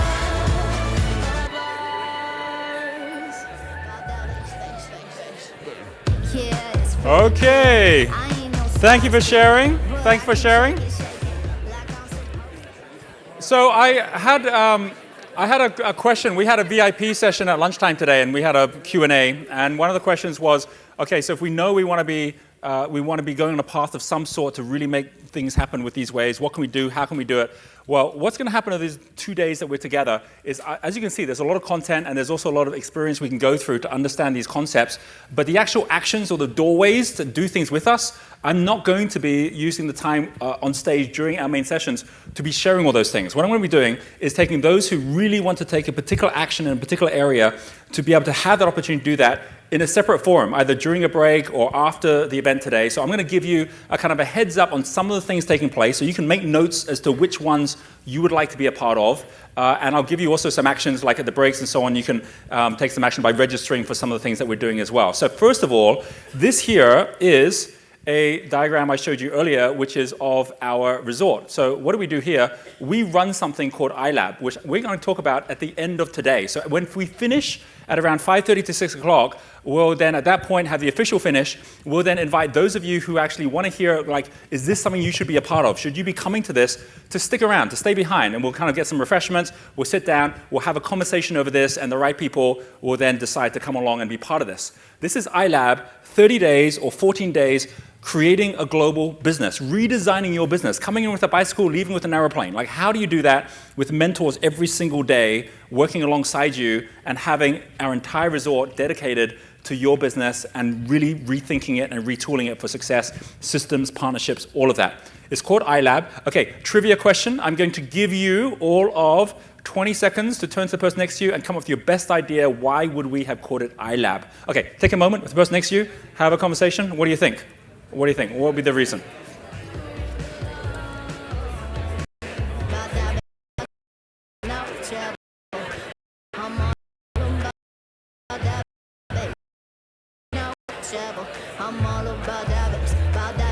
Okay, all right. Okay, anyone like to share? What do you think? What's the reason? iLab, any ideas? Internet, laboratory, something like that. Anything else? Yeah. Idea lab, something like that. Okay, yeah, one or two of you. You think, oh, what would this be? Yeah, it's just barley backwards. So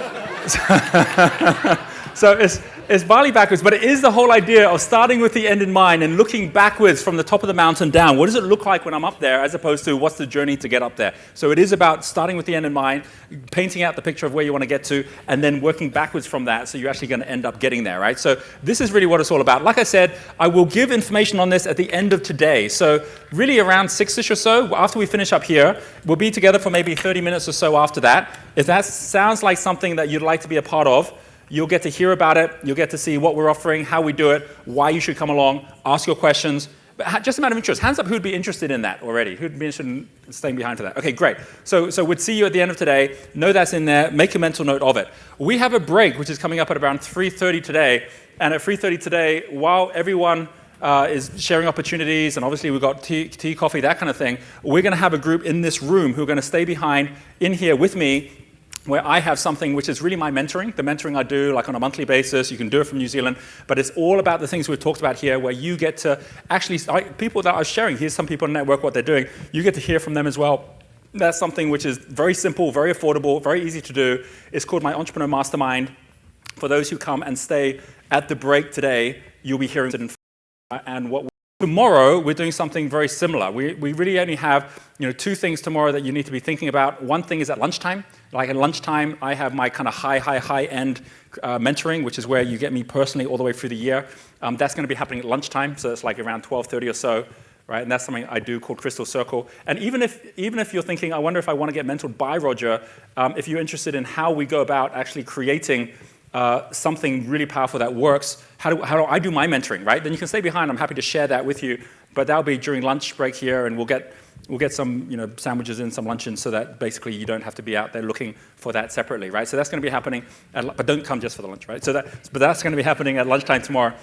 And at the end of today, same time as 6 o'clock, at the end of the day, we have got our partnership program. So anyone who's thinking, I'd like to use these products, I'd like to translate it into a language or create a niche of it for ourselves. We do this specifically for kids with talent dynamics for young people. We do it specifically for the recruitment industry or sales, all sorts of different things. And we also have got our accredited coaches. We've got about 4,000 affiliates around the world that actually just use our tools and turn them into their business. So if you think, okay, I like that idea, to have the platform, to have everything we do, we'd love to have you on board. Stick around at the end. Again, we'll have some drinks, have some refreshments. You get to hear about it. If you want to come to all 4, fine, no problem, right? We're looking for whatever level of involvement you want to play at.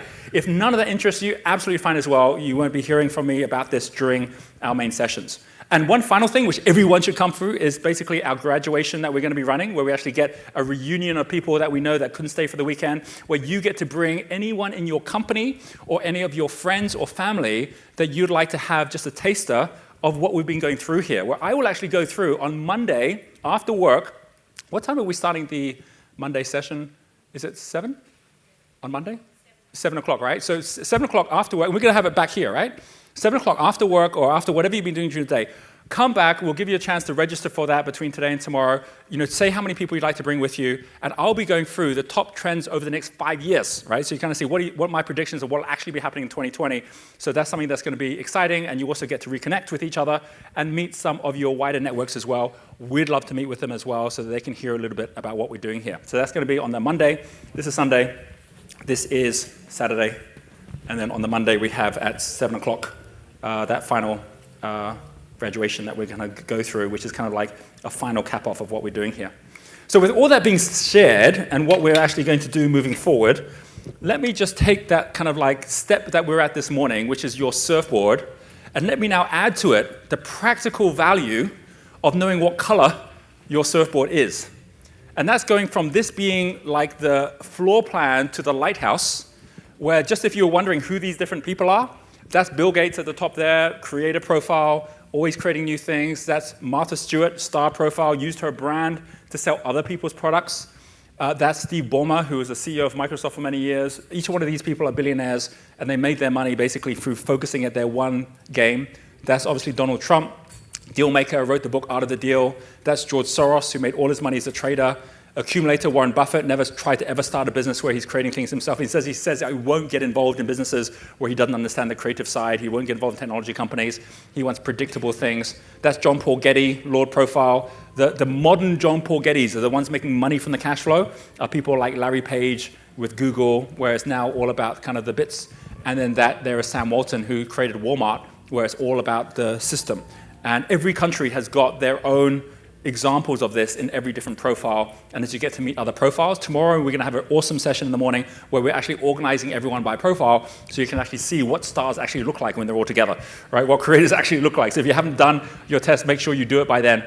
We're going to share all of that, but think about this like being 8 different windows in a lighthouse, where maybe at the top you're looking at the north side. So if you're at the base, you're looking at the south side. You're, of course, going to disagree what the view is because you're looking out of different windows. You see different things coming. And if you think about it in that way and realize that each of us have a different way that we have vision, best way for me to explain this is to know the vision comes in one of 5 different forms. All right? The 5th one which is in the middle, you're going to hear more about that this afternoon. But if I was to divide them into 5, if you're thinking, why is it I sometimes see some things and I have blind spots in other areas? It's because if you actually take all of vision, the ones at the top have something which is called depth of vision, which is called perspective. Perspective is a certain type of vision. So dynamos are very good at perspective. They can kind of like see, 4 or 5 years out, what might be possible. It's like, think about all your attention and all your spirit being like a hose. So dynamos are very good at turning the hose into a jet, which means it can reach really far, but it misses all the things around you. So you end up with odd socks or odd shoes, or it's like you just don't spot the things around here. And dynamos will always fall down because they don't have the sensitivity around the team to make sure everyone's okay, or to make sure that like the right customer in the right way is being looked after. You know, when the marketing manager of Apple was asked, how does Steve Jobs do his market research? He says he looks in the mirror in the morning. That's his market research. It's like, yep, okay, I got it. Right? So that's the way that dynamos work, is that it's very much about perspective, which is great, but it's only one kind of vision. The opposite, which is at the base, is something called breadth of vision. It's like the sprinkler. It can sprinkle out so it covers everything around it, but it isn't going to actually see 5 years out. You go to someone like Warren Buffett, you say, what's going to happen in 5 years? He goes, I have no idea. That's why I'm not thinking about that. I'm seeing what is going to actually be okay no matter what happens in 5 years. And so he's at the base, which is something called perception. Perception is sensory. It's something which is about the sprinkler or breadth of vision as opposed to depth of vision. You need both to get clarity, but the problem is for too many of us, we're focusing at one and we have a blind spot on the other. But you get the right team member, they'll give you this side. Penny, who organized our event here, she's a trader profile. So she'll spend much more time than I ever would deciding on exactly where the venue should be, exactly what the pricing should be. She'll organize all those things, and that gives effectively the kite someone holding the kite string. So this allows me to fly higher by her being there doing what she does. Then you've got the left and right side, which is the cold water and the warm water. If you were to go to the left side and say, what's over here, it's a type of vision called clarity. So some of us have not got the steel geniuses in our business, so we're just not clear on the numbers. We're not clear on the detail. If you go to a photographer and you say, I want the clearest photo you can make, the photographer will do it in black and white. So steel sees things in black and white. They don't want all the story. They just want to know what are the numbers, what's the detail, and they'll analyze that to be able to see the patterns. So that's a particular kind of vision you need to have in your business, especially as you start to mature, that a lot of us we don't have because the people we have don't naturally have that vision, and we're asking them to see things they can't see. And then the opposite of this, obviously the opposite of black and white, is color. And the people who are the Blaze Energy love bringing the color to the show. They're the ones that will actually connect with your market more, engage with them. Because you might have a great product that's clear, but it's not engaging. Whereas they will come in and actually understand what it is that creates that glue and that connection. They'll create the story behind it. They'll create the brand behind it. So this is color, and you need all four of these. These are all based on sight. And there's something in the middle called insight. And this is the final thing which I mentioned earlier is entrepreneurial spirit. It's like, what is it that gives you the insight to be able to know, have that inner knowing that it's the right time to do something? Some questions come up. How do you make those decisions? It all comes back down to insight. And I'm going to show you how all the entrepreneurs I know create greater spirit, which creates greater insight as well. But by understanding this, you can suddenly realize we've all got a genius in how we see things, but we need to have all of these in order to see more clearly. And I'll give you the tools of how you set up the right team, who's the first priority or second priority based on your genius and your profile. We'll see all of that as well. But this is one step here, which is just getting really clear on vision and where's your blind spot. Moment, not your and you going forward is the now. Is it perception? Is it the jet, or is it the water? Is it the cold sprinkler, or is it the hot jet? Like each of these is like a garden hose that's going to water your garden and allow something to grow. But which is it that you're actually needing the most to be able to actually grow your business right now? Take a moment with the person next to you and share.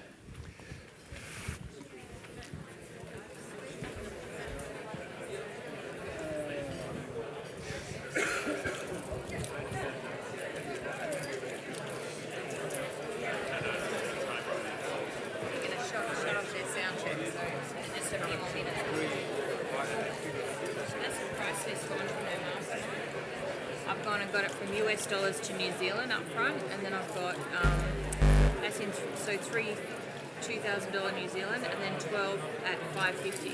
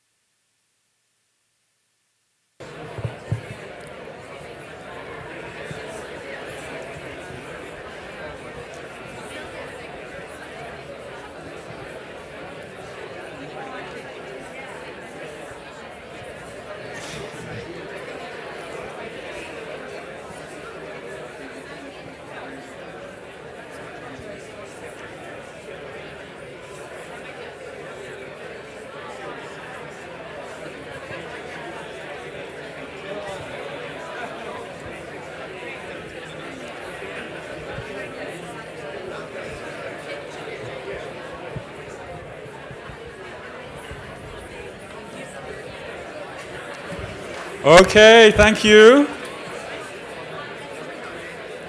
So once we start to get a view of the mountainside, I want to tell you a little story about a mountainside. This kind of leads into the wealth spectrum, which is the 9 levels. And let me tell you a story about something that happened in 2010. This is 5 years ago. I was in Chamonix. This is Chamonix, which is on the base of Mont Blanc in France. That's my son, Luc. That's my son, Luc, 5 years ago. So he was 11 years old. It was his first experience snowboarding on snow, because living in Bali, there's not a lot of snow. And I remember going there. We got there, and I was so excited to see all the snow everywhere. And I said, right, Luke, let's go down and get kitted up. He goes, all right, I'm ready. And we went down to the ski shop. And I said, right, Luke, what's it going to be? He goes, what do you mean? I said, do you want a red suit? You've got a blue suit. What are you going to choose? He's like, I get to choose. I go, yep. He goes, I want the blue suit, Dad. So we got him all kitted up in the blue suit. He looked awesome. He's like, wow, this is fantastic. I said, okay, Luke, what's it going to be? We went over the skis, the snowboards. He goes, what? I can choose. He goes, yep, you can have the skis or the snowboards. He goes, I want to go for the snowboard, Dad. It's like, all right, pick the right. You got a piece of map and colored. It's like, so that means that they're all different types of ways to ski. I want to do that thing that you see in like X Games where they go round loop the loop and they jump and things. And I go, oh, that will be the black run. Okay, let's go to the black run. Okay, if I'd taken him to the black run, would I have been a bad dad? Yeah, because there's something that you need in skiing just like there's something that you need in business, which is called confidence. Right? If you lose your confidence early, ain't going to be anyone who can help you. And so, of course, I didn't take him to the black run. I said, well, that's really good. You want to get there. Good to like aim high. Let's start in the nursery slope, right? And so we went to the nursery slope. And there's a really interesting parallel between skiing and wealth, which is that at every step, you need to get to a level of mastery where you don't have to think about it anymore to then unlearn that to go to the next step. You know, we're getting there, and he's like, right, let me show you, like, how do I turn? No, you're on the nursery slope. Not time to turn yet. Let's just try just moving forward and getting the snowplow and stopping again. Really? Yeah, because until you can do that naturally, it's too early to start turning. And so sure enough, he started doing that until he mastered that.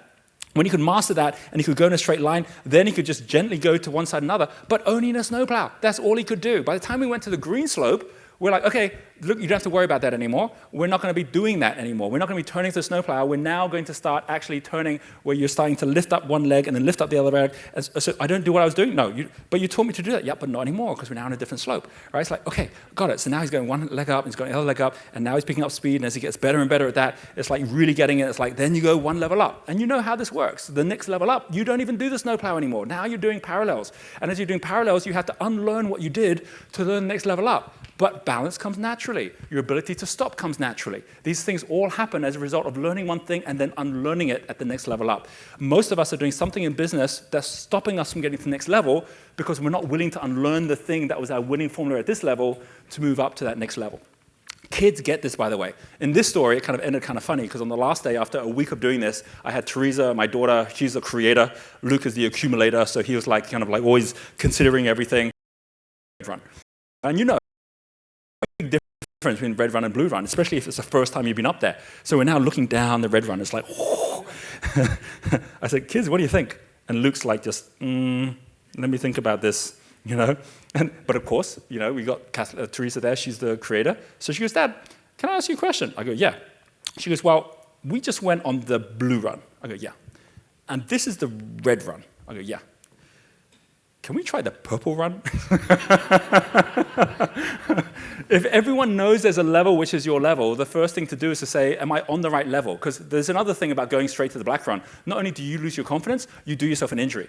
Not only do you yourself an injury, you actually get in everyone else's way. And the people who are there will not thank you for have jumped into bit above me, and as we're doing ourselves a financial injury, and we also get in the way of others who otherwise would help us if we already had mastered the steps before, which means going back and not trying to get to your wealth as a trampoline where you keep on jumping up and falling back down again, but you're willing to take things one step at a time. That was it was the summer. It was in August, but it was snowing out there in France, and that was where I came up with the wealth spectrum, which now I think is even more powerful than wealth dynamics because it actually shows you that there are these 9 different levels. And whereas tomorrow we're going to go much deeper into it, I want to at least give you a taster of why these are so important and why so many of us end up getting stuck because we're simply on the wrong gear. Think of these like gears, where each one you have to let go of the gear to get the next gear.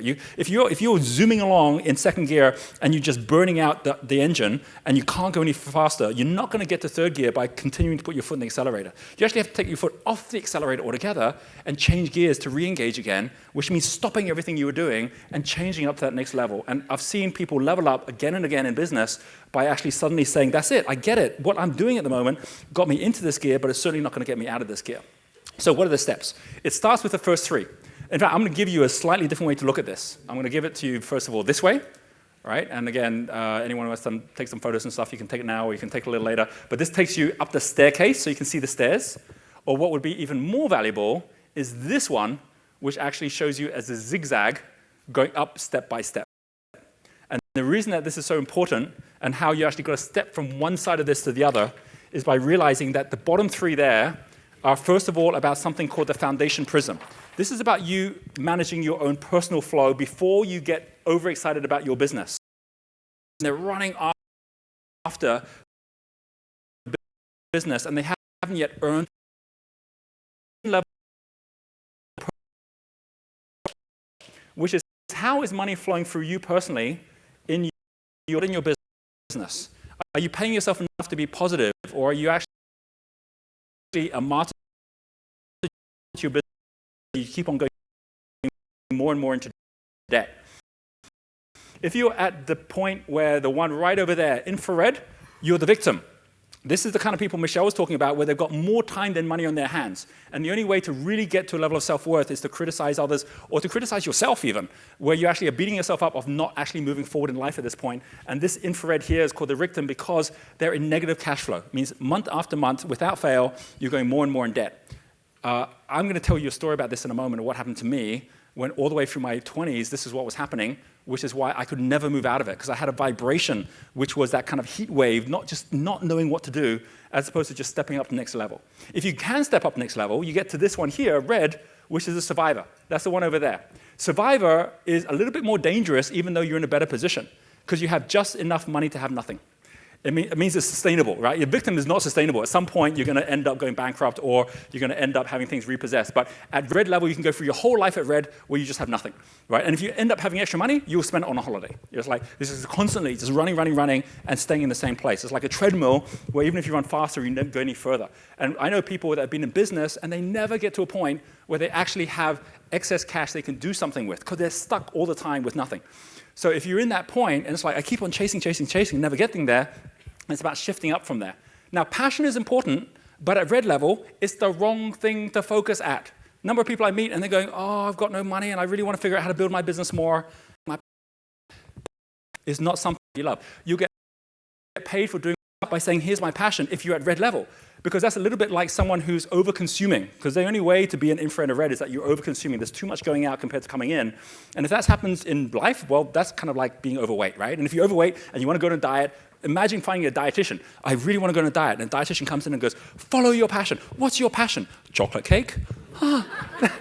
That's what got you in trouble in the first place. That's not going to get you out of trouble, right? So while passion's important, it's about knowing, even if you want to save the world, even Superman has to be Clark Kent some of the time, right? Superman does not get paid for saving the old lady, right? He doesn't say, right, now pay up, right? Superman goes out there, changes the world, but first of all, he's Clark Kent. First of all, he's making enough money, putting on a suit and getting in there and getting some work done, that as a result of that, he's got the money to go buy the stretchy pants and go fly and save the world, right? So make sure you've got that ability to say, right, I know I'm covered no matter what. Now, some of us can do that in our business. Some of us need to do that working with others. But once you've got that set, it's a little bit like learning how to swim. Until that point, you're trying to build a boat in the water and you're treading water. That's not the place to build the boat. You build the boat back on land and then you sail it. So we all want to sail, but the only way to even get into a crew is you first need to know you can swim. Not because they want you to swim, but because they don't want you to be a liability. So when you show up and you're desperate to need to have to make money, what happens is people already step away without actually telling you why. They're just being polite, and you're wondering why people aren't helping you more, and why when you say, here's a great idea, people aren't listening, and when someone else says a great idea, everyone wants to work with them. Because it's nothing to do with your business, it's to do with your vibration. At this infrared level, you then get up to orange level, which is where you actually now are the worker, which means you're saying, I'm willing to put in the extra every single month to ensure that I actually have a positive outflow, a positive flow that's happening in my life. Now, there's something that stops us at every one of these levels, and I'll get onto that tomorrow. But at this point, just know that this is the foundation prism, which frankly is what we start learning about when we go to school. School is about taking you from red level, which is that you're living on pocket money, and living with your parents, to orange level, which is you've got a job. But that's all it does, which is why the most we can do is go get a job when we leave school, and if the jobs aren't available, we end up unemployed. So how do we get beyond that? We get beyond that by knowing that above that, you have a second prism, which is called now the enterprise prism, which is how all money flows. Every single day, there's over $5 trillion that changes hands. Every single day, it moves. It shows up in one place, it's like pass the parcel, it moves to somewhere else. This enterprise prism, which is about market flow, is how all the money in the markets move. And it will move not because of people working. It'll move because of people playing. It's like getting onto a football pitch and saying there's a big difference in me being the anonymous audience watching the game, and there's obviously many, many more passengers than pilots, so many, many more audience than players. I'm not going to step on the pitch, I'm going to be a player. Right? The players are the ones people come to. That's when attraction shows up. Think of it like a guitar player. Playing a guitar where everyone comes to hear the music. And if you're in that situation, yellow level player, you know people like what you have to do because they're coming listening. But the minute you stop playing, the music stops. Right? So this is like the self-employed, one person doing all things. If you're a yellow level player, at least you can do what you love, but you need to have earned the right by having the discipline to actually put in the hours to make something work, or else you'll be there basically never being able to track the team because they can see you're not committed at the level that it takes to play the game. But if you do this well and you're willing to show up and you're willing to be the player, people will want to come and actually listen to you play. And then you can then say, well, if that's how I got there through independence, I need to get to green level for interdependence. This is not one person doing all things, this is all people doing one thing. It's doing the opposite of what you were doing, which means you've actually got to step back and say, no, we've got to spend more time rehearsing as a band before we go on stage. We've got to plan out next year together so we all can be successful. I've got to stop being the guitarist, I've got to go back and be the drummer, and we've got to create a rhythm for this whole business to grow. And that's a very different way to run a business. Some people misunderstand and they think, oh, I get it, green's about having a team. So what I'll do is I'll just go out and get lots of people. That is not green level, because green level actually is like there's actually chakras. This is all linked to the 7 colors of the chakras, because if you want to know where that came from, there was a book called Optics, which was the first book that Isaac Newton wrote, and he wrote that off the back of all his alchemy work where he knew about the chakras, and he decided to, Optics is where he broke down light into the rainbow. He's the first person to do that and code it, and he decided just for fun to code it as the 7 colors of the chakras, because that basically allowed him to kind of like bring his alchemy into his science, and now we still call a rainbow 7 colors, even though there's obviously many more colors than that in there. And as a result of that, those steps, you can see that yellow level, which is will is that whole like, I must do things, that's yellow level. Green is heart. Heart is not about solar, like I must make things happen. It's about I'm going to help other people make things happen. It's not about waking up saying I need to make money. It's about waking up saying how do I help other people make money? So it's a very different energy. If you show up with the yellow level energy, you don't end up with green level, you end up with an octopus. And I call it an octopus because yes, you have lots of people, but you're now worrying even more about your business because of all these people you need to pay for. And I call it an octopus because you've got many tentacles and small brain and everything sucks. So you get the idea is that we kind of end up getting stuck in the wrong way. But if you master green level, you can then get up to blue level, and blue level, which is conductor. The conductor, again, does everything opposite to the green level. Conductor does not face the audience anymore. The conductor faces his performers. He attracts performers in. So if I need to get people who are going to be my CEO, you've got to change who you are and be willing to not pick up an instrument. Because if the guitar player is off, you don't want to go there and grab the guitar, or else he'll just leave you anyway. Right? You've actually got to say, right, I'll play without that instrument, but I'm going to be the conductor, and I'm going to be the one that actually is focused at my performers as opposed to being focused at the market. And that's the next level up. There's 3 more above that. I'm not going to cover them right now, but they're super important as we get into tomorrow. It's a conversation we're having on stage about what happens when you earn the right in the market to then actually influence the world, to influence society, which we can all do today. But the fundamental thing here is the wake-up that comes when you realize you're playing at the wrong level or you're following the wrong steps. So back to my story about what happened when I was with Michael Braunstein. I'm there with him. I've decided I'm ready to learn now. He's there looking at me, knowing that I'm infrared because I clearly have no money. So I'm not in the position where I should be starting a business right now. And he says to me, Roger, I want you to go positive, cash flow, in your own personal life. And I was at that point where it's like, what do I want to do that for? I'm going to go start a business. I'm going to grow a business. He goes, no, because at this point, you're not investing in yourself. If you're not willing to invest in yourself, I'm not willing to invest in you. I could not get that because my whole view was you're meant to go and sacrifice everything for this business. And he was like saying the opposite, which is should be paying myself more. I should be going positive. And he said, if you're not willing to invest in yourself, I'm not going to work with you. I said, no, tell me, what do I need to do?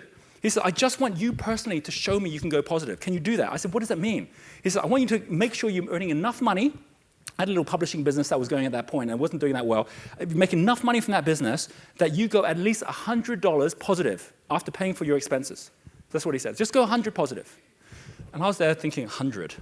Seriously, this is how I'm going to make my money? I go 100? He goes, just go 100, right? I said, well, I could already do that. I'll just pay myself more from the company. He goes, great, then do it. I was thinking, I had this guilt, which is that I was going to ask for more money for my own company, right? It's like, oh, gosh. And he says, have you already got people you're paying more than yourself? I go, yeah. He goes, well, then don't worry. Just set it up. Do it. Okay, I'll do it. So, okay, I'm going to do that. What next? Thinking the next thing's going to be some big thing. He says, then just double it. I said, what, 200? You want me to do 200 a month? And he goes, yes. I said, well, I could do that in the first month. I'll just pay myself an extra 100. He goes, no, I want you to make a habit that it increases. And I go, okay, so how long do I wait? Wait a month. Do it in the second month. Okay, so I'm going to pay myself enough, and then I'm going to give myself a raise the next month for another 100. Yes. So it'll be 200. He goes, yes. I said, okay, I could do that by just paying myself more. And he goes, right, well, then do that. And I said, and then what? Then double it again. I said, again, you want me to double this? Yeah. What am I doing for this money? He goes, you're going to put it in your investment portfolio. And that's when I kind of started. I go, oh, no. You got me all wrong. I'm not an investor. I'm an entrepreneur. And he said, all entrepreneurs, did you know Bill Gates makes more money from Cascade than he does from Microsoft? Microsoft is how he creates the money, and then he puts it in Cascade, which is a holding company, and he owns things like Four Seasons Hotel, right? It's like all that flow takes out. And so even at that times when I still remember when I was back in 2001, 2002, Microsoft was getting broken up. It had actually gone through the high court where it was going to get broken up. The government had brought the deal against them. Sun Microsystem was suing Microsoft. There were so many amazing things going wrong. I was like, Bill Gates must be one stressed out dude. I mean, had all these bad things happening. And then I was watching him on like a live show where he was talking about the new Microsoft product. And the person was like, what do you think about all the stuff happening, blah, blah. And he goes, oh, those are just business issues. But let me tell you about this new software we've got. And he was so excited about his new software. And I was like, how does he do that he has no stress? But of course, everything's public when you're a public company. So if you happen to go into Microsoft and look at the investor shareholder sales of shares, he has on automatic pilot that every single 3 months, he actually sells about $200 million worth of his shares. The shares keep on going up, but he's been doing this for over 15 years. And so every 3 months, you can see it, and it happens on a day-by-day basis, because it just happens automatically. He just sells them, but then he issues more shares, he's got more shares, he sells those, he just keeps on going. And you see it, it's like, if you go back now, there's something like April, May, where they're actually in there right now, where like on April the 3rd, like, $57 million. April the 4th, like another $32 million. Can you imagine going into your ATM account, right? And like going in and going, oh, I've got another $57 million today, right? And next day, oh, I've got another $32 million. Like when you have that flow coming through you personally, business issues are just business issues. You solve those. But if you don't have that coming through, you have no way to actually see past that. I didn't get that at that point, right? I was still at the point where it's like, this is going to take a long time. And so that's when Mike Bronstein said to me, I just want you to do it 10 times. That's it. Then my job's done. I said, 10 times? He goes, just do it 10 times. So I went through and I thought, okay, I'm going to work that out, right? So it's like, okay, so I've done it once, 200. I'll do it again. I'll be up to 400. I'll do it again. I'll be up to 800. I'll do it again. I'll be about to 1,600. I'll do it again. I'll be up to 3,200. He goes, keep on going. I said, all right, then I'll be up to 6,400. Then I'll be up to 12,800. All right, final 2 times, I'll be up to 25,600, 50,001, 51,200. Final time, 102,400. He goes, yeah, that's it, done. I said, what do you mean? He goes, well, if you're making that much net cash inflow every single month to investments and other things, that's over $1 million a year. So just do that, and you'll be a millionaire. And I looked at that and I said, it can't be that simple. He says, it is. But because my doubt comes in, I go, okay, wait. I get this first bit. I can just pay myself more. But once we get down to here, that's already more than I'm earning. So I don't get how that's going to happen. I definitely don't get that in 10 months I'm going to be suddenly making another 50,000. And he said one thing, which is the truth, which is the higher up you go, the easier it gets. Because as you get higher up, you end up with more resources that you can actually start leveraging. But I didn't get that at that point. All I was looking at was the doubt. So he asked me a different question. He says, are you saying that 12 months, you don't believe it? I go, no. He says, all right, let's take the same thing. Instead of going through 10 months like this, let's talk about 10 years. Could you do it in 10 years? And I was there, I was like, 25 years old, and I'm thinking, 10 years time, I'll be 30 5 years old. That is so old. I'm like, I better be doing it in 10 years' time, or else there's something really wrong. And he goes, okay, so you've got no problem believing in 10 years' time. He goes, yeah, but that's too long. He says, that's not the point. The point is, we're no longer disagreeing if this will happen. We're just disagreeing when it will happen. So if you don't want to do it in 12 months, and you don't want to do it in 12 years, or 10 months and 10 years, what do you want to do it in? And at that moment, I didn't make a decision. I didn't act. I remember that because that happened when I was there at 25, and it was several years later when I was in Singapore and I was building my business, the one that they said I was a bad CEO in, when things were going really, really tough at that point. And I remember coming back home one night, and I write about this in my book, back home one night, my head was full of all these issues and things I was trying to solve, and I remember walking down the street towards the cul-de-sac, which is where our house was at the end, and I could hear the screaming, like a really panic scream, and I looked out and I saw this woman shouting right in front of our house.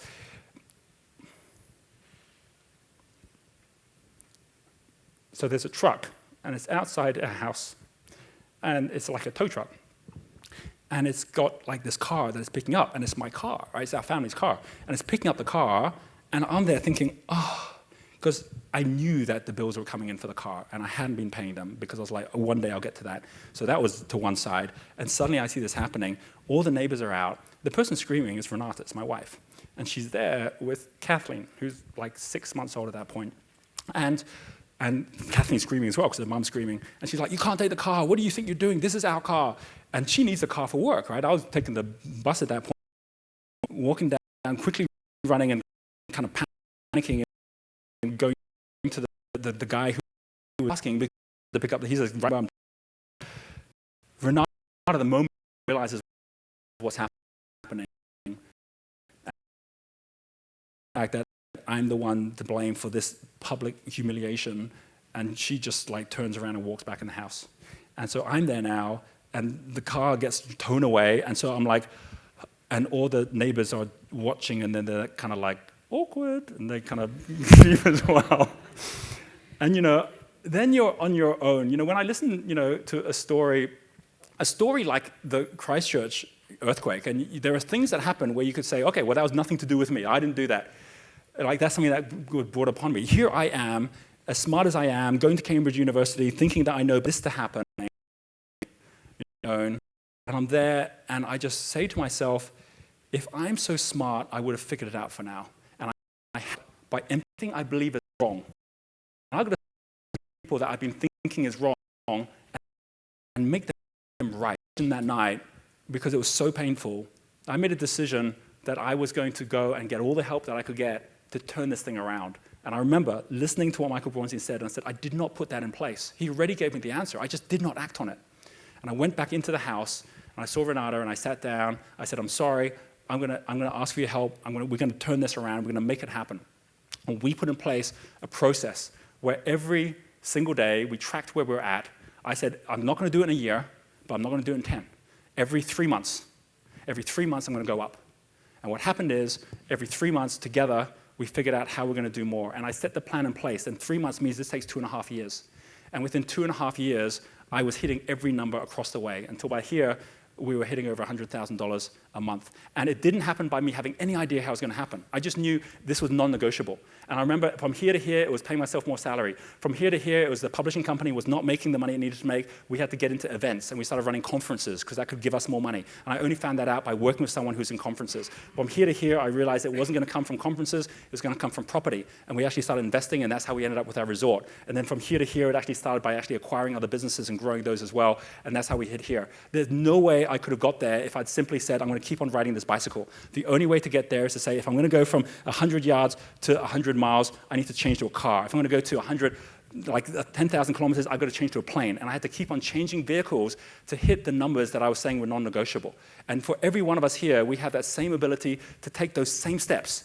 Because every red level, you're going to find, well, that's not, but 100 dinner and be okay with that, but $1,000, you're going to hurt if that disappears. If you're at orange level, $1,000, you can spend that on a holiday, but $10,000, you don't know how to make that without working harder. At yellow level, $10,000, you can run a promotion, sell some peanut butter or sell some digital products and make that $10,000, and then you can say, how do I make the $100,000? At $100,000, you've got to gear up, but you can do it at this level, and then you get to the $1 million, which is blue level, where you can start making investments. But you have to earn the right by adding that zero every time. 10 times it, 10 times it, 10 times it. Everything we're talking about, every level is a moonshot. But if you just take that next step, it becomes just a matter of time. So I want everyone here to just absorb that story, which is my story, which is what I now teach and show others of how to do that and make that happen. And every time, it's not a matter of if, it's just a matter of when. Because each of us have a different path which allows us to get there. My wish for you is, and I'm sure many of you have been through that level of pain that I went through at that point when I'm like, enough is enough. But my wish for you is that you don't need to go through that level of pain and loss to actually shift it around and move it forward. You can already start today by saying, right, I'm going to make that shift in my own life. Take a moment and share with the person next to you, knowing what level you're at or where you're at in this right now, what you just got from that story I just shared. All right, take a moment. If you feel like a room without a roof, clap along if you feel like happiness is the truth. Clap along if you know what happiness is to you. Clap along if you feel like that's what you want to do. Here come bad news, talking this and that. Give me all you got, don't hold it back. I should probably warn you, I'll be just fine. No offense to you, don't waste your time. Here's why. Clap along if you feel like a room without a roof. Clap along if you feel like happiness is the truth. Clap along if you know what happiness is to you. Clap along if you feel like that's what you want to do. Bring me down. Yep. Can't none bring me down. The love is too high. Bring me down. Can't none bring me down. I said, bring me down. Can't none bring me down. The love is too high. Bring me down. Can't none bring me down. I said, clap along if you feel like a Okay, thank you for sharing. Thank you for sharing.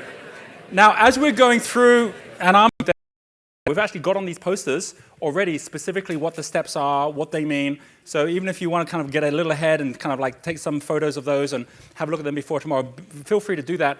But know that, again, if you're kind of like willing to go with this flow, by the end of tomorrow, your level right now. For our, we're going to have a 30-minute tea coffee. Now, during this time, there's a couple of different things you can do. One thing you can do is outside as you are connecting up with others, have a look at the opportunities. Pick a couple that you want to be sharing. Right? Another thing you can do is take some selfies and actually put them up there for our competition, or go get some products and actually be part of our competition there as well. So either way, those are interactive things you can do for 30 minutes, and then we'll cut a couple of waves this afternoon, which I really think are going to blow your socks off. And it's because every one of these waves gets bigger and bigger. However, if you are here in the room and everything I'm saying is resonating to the level where you're saying, I don't see this session over these 2 days being the beginning of working together with me, or the end of working together with me, I see them as the beginning, I'd like to invite you to stay behind to hear a little bit about the program we've got, which you can actually join right here from New Zealand. It's our community, it's the one that I love, called Entrepreneur Mastermind.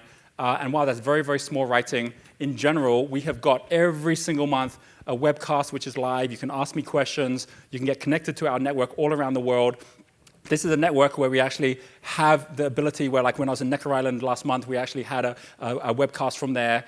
We have basically all the connections up in terms of all the different tools, the templates, like, you know, how do you actually set up your financials? How do you actually create the promotions for your business? How do you set up your branding? All these different things we actually go through, give you the templates, and we've got always one simple action from 1 month to next, so that way you're along the ride with a whole group of people working with you.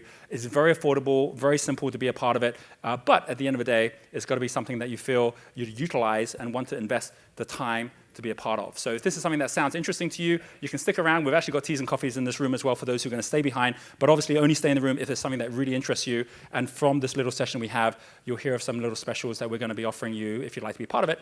And we'll have some people in the room who'll join that before the break is over. So just as a matter of interest, can I see a show of hands who would be interested in staying behind to hear more about this? Who do we have in that category? Okay, so with those hands that are up, you can actually come and gather around these tables here in a moment when we break. For everyone else, I want to say thank you very much for this little session. We'll see you in 30 minutes' time. Give yourself a big round of applause for listening in. Thank you. All righty.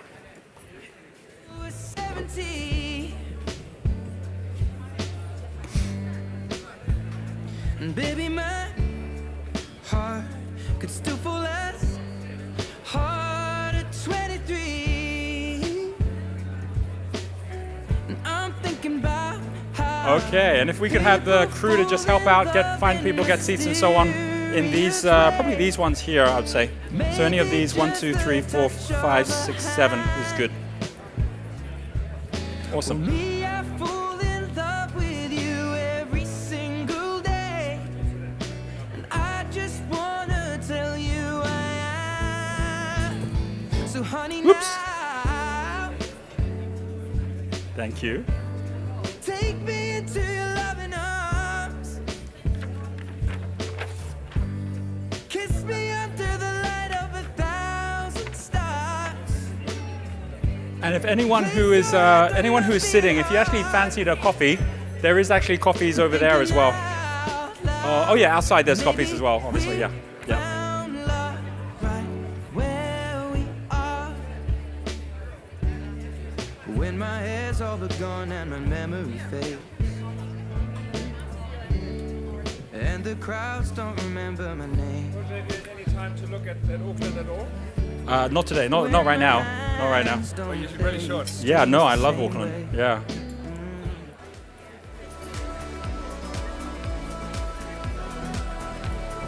I caught you watching me under the light. Can I be a line? And Michelle, could I get 10 of these ones? Easy to leave you behind. I don't wanna try. Cover, take that test. Hold courage to your chest. Thanks so much, Vic. Wanna wait for you. Awesome. Don't wanna have to lose all that I've come from. Just as others are kind of like migrating either out of the room or into one of these seats, I'm going to get a microphone. And what I really love always to do at this point, because, oh, thank you, I'm going to grab that, Rian, thank you, is just to get a bit of a sense for some of you who've stayed behind here during this break as to, from what you've heard, just about the fact that we actually have an ongoing mastermind that you can be a part of and get connected into, just what for you is the main motivation for staying behind, right? Because we're all in different situations. Do it. Listening and hearing for me, right? Like the and I'm going to be a volunteer only, right? So whoever would like to volunteer to share, this is an opportunity for me to get to know you as well. This is Declan, right? Can we give Declan a round of applause? All right, Declan. Yeah. I'm okay sitting down, yeah? Sure. Yeah. My name's Declan Scott, and like Karen, I've come through the Christchurch earthquakes, but I have moved. It's a chocolate church. Yeah. But I've got a lot in the last few years just listening to your videos online. Great. And a coach I had said, do the wealth dynamics. And I saw I was a supporter, and I got a lot out of that as well. Really understanding what my particular flow was. Yeah. But in Auckland, I've moved away from the whole team to come up here and build a company. Got it. And I feel very on my own up here. Right. And so I want to connect with other people. I want to start to get moving in new directions Very up good. here. Awesome. So that's. Do you want to go global with the business? Totally, absolutely. Okay, Always got it. have. Yeah. Okay, very good. Thank you, Declan. Thank you. Let's give Declan another round of applause. So some of you have established businesses like Declan right now, and it is that connection which is a key thing. Who else would like to share? We've got a microphone here. So hi, my name's Richard. I saw you, Roger, about 5 years ago in Wellington. All right. and I've been stalking you ever since, especially on YouTube. And what I've realised from this past couple of days, from today, is that the business I started about 5 years ago has gone all the way around the cycle and is now setting off again. And I'm, as a creator, I'm now creating the business, recreating the business as a franchise business. Right. And so being here, it is about all the connection. Yeah.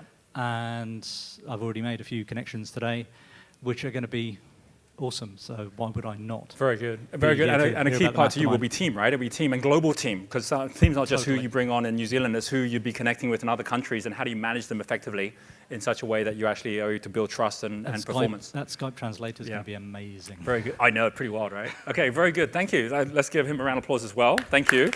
I'll give one more, just to give a bit of a flavor of who we have here. And your name is? Kim. Hi, Kim. Hi. Hi, everyone. My name's Kim Knight. I'm a health coach, and I help people to get well from what doctors say are impossible illnesses. And I've been going for 9 years, just following my nose, really. And I recognized last year that I really need to get strategic, and I need to start making some money, because I've been blithering around over there. And I'm really looking to get some help, to get the right help to do that. Very good. All right. Thank you very much. So some of us also in that category, where we actually are a practitioner of something that we love to do ourselves, where we're educating someone. Hands up who here is an educator, whether you're a writer, a speaker, a trainer, or anything in that area where you're educating others. Who do we have there? So quite a number are there as well. And that's one of the most, I mean, obviously that's what I do too. So the different models and what works and how they work, and whether you should multiply, magnify, that's all part of it as well. So can we give Kim a round of applause as well? Thank you. So I would say everyone who's here, if we had a chance for everyone to share, we'd all find out why we're all here. And this is one of the things that happens on the sessions. We actually give everyone a chance to kind of write down what's your website, what's your biggest highlight of the month, what's your biggest challenge of the month, what's the biggest questions that you have, and I'll collect a number of those and actually have them on that call as well. Like what I'm going to go through right now is a little process which is very fast, which is why it's possible within a 30-minute break to have all the right people that are the right people to make a decision, making the decision to come on board. And the way it works is really simple. I'm going to give you just a potted summary of what this is. Those of you who already go, I'm in, it's like it's a no-brainer, I'm going to be part of this, you're going to be able to actually let me know that. I've got here 12 spots that I'd like to fill from here in New Zealand to really bring that flavor to our international community as well. If you want to be one of those 12, you say, yep, that's me, I'm in, and I'll actually give you one of these, I'll number it, you'll get to sit in the back, they'll work out all the details with you as well. Obviously, it means two things, which is number one, is this a value to you? And number two, is a value for money, which is going to be a different decision for everyone. So first things first, when you come on board and you're part of this, every month, all the way through the year, I basically provide a 1-hour session online. It's all recorded, so if any reason you miss one of these, and it's not online like an audio, it's actually visually seeing my screen, having me on video. I always have at least one or two people who I'm actually having on board on very specific areas. So like we did 2 months ago, something which was future vision, like what do you want to be looking like a year from now? And then we actually had a number of people, including Scott Picken, who I mentioned, who was on sharing his story. Even when you join now, even though you missed that, you've got the recording. So it means you can go back, listen to that recording, and get the learnings from that. We just did one, just on what we just talked about, which is how do you manage and measure your money. We have a workbook that you can fill out to make it really easy for you. You've got others that you can work with and buddy up with as well. And we had a number of people on that, which actually was allowing people to see how they shifted their thinking to allow that to happen. And a lot of these people that I work with, I know their story really well. They're successful entrepreneurs, but you get that every single month. You're listening to this in. You can be typing questions as we go. I take a number of those questions through this as well.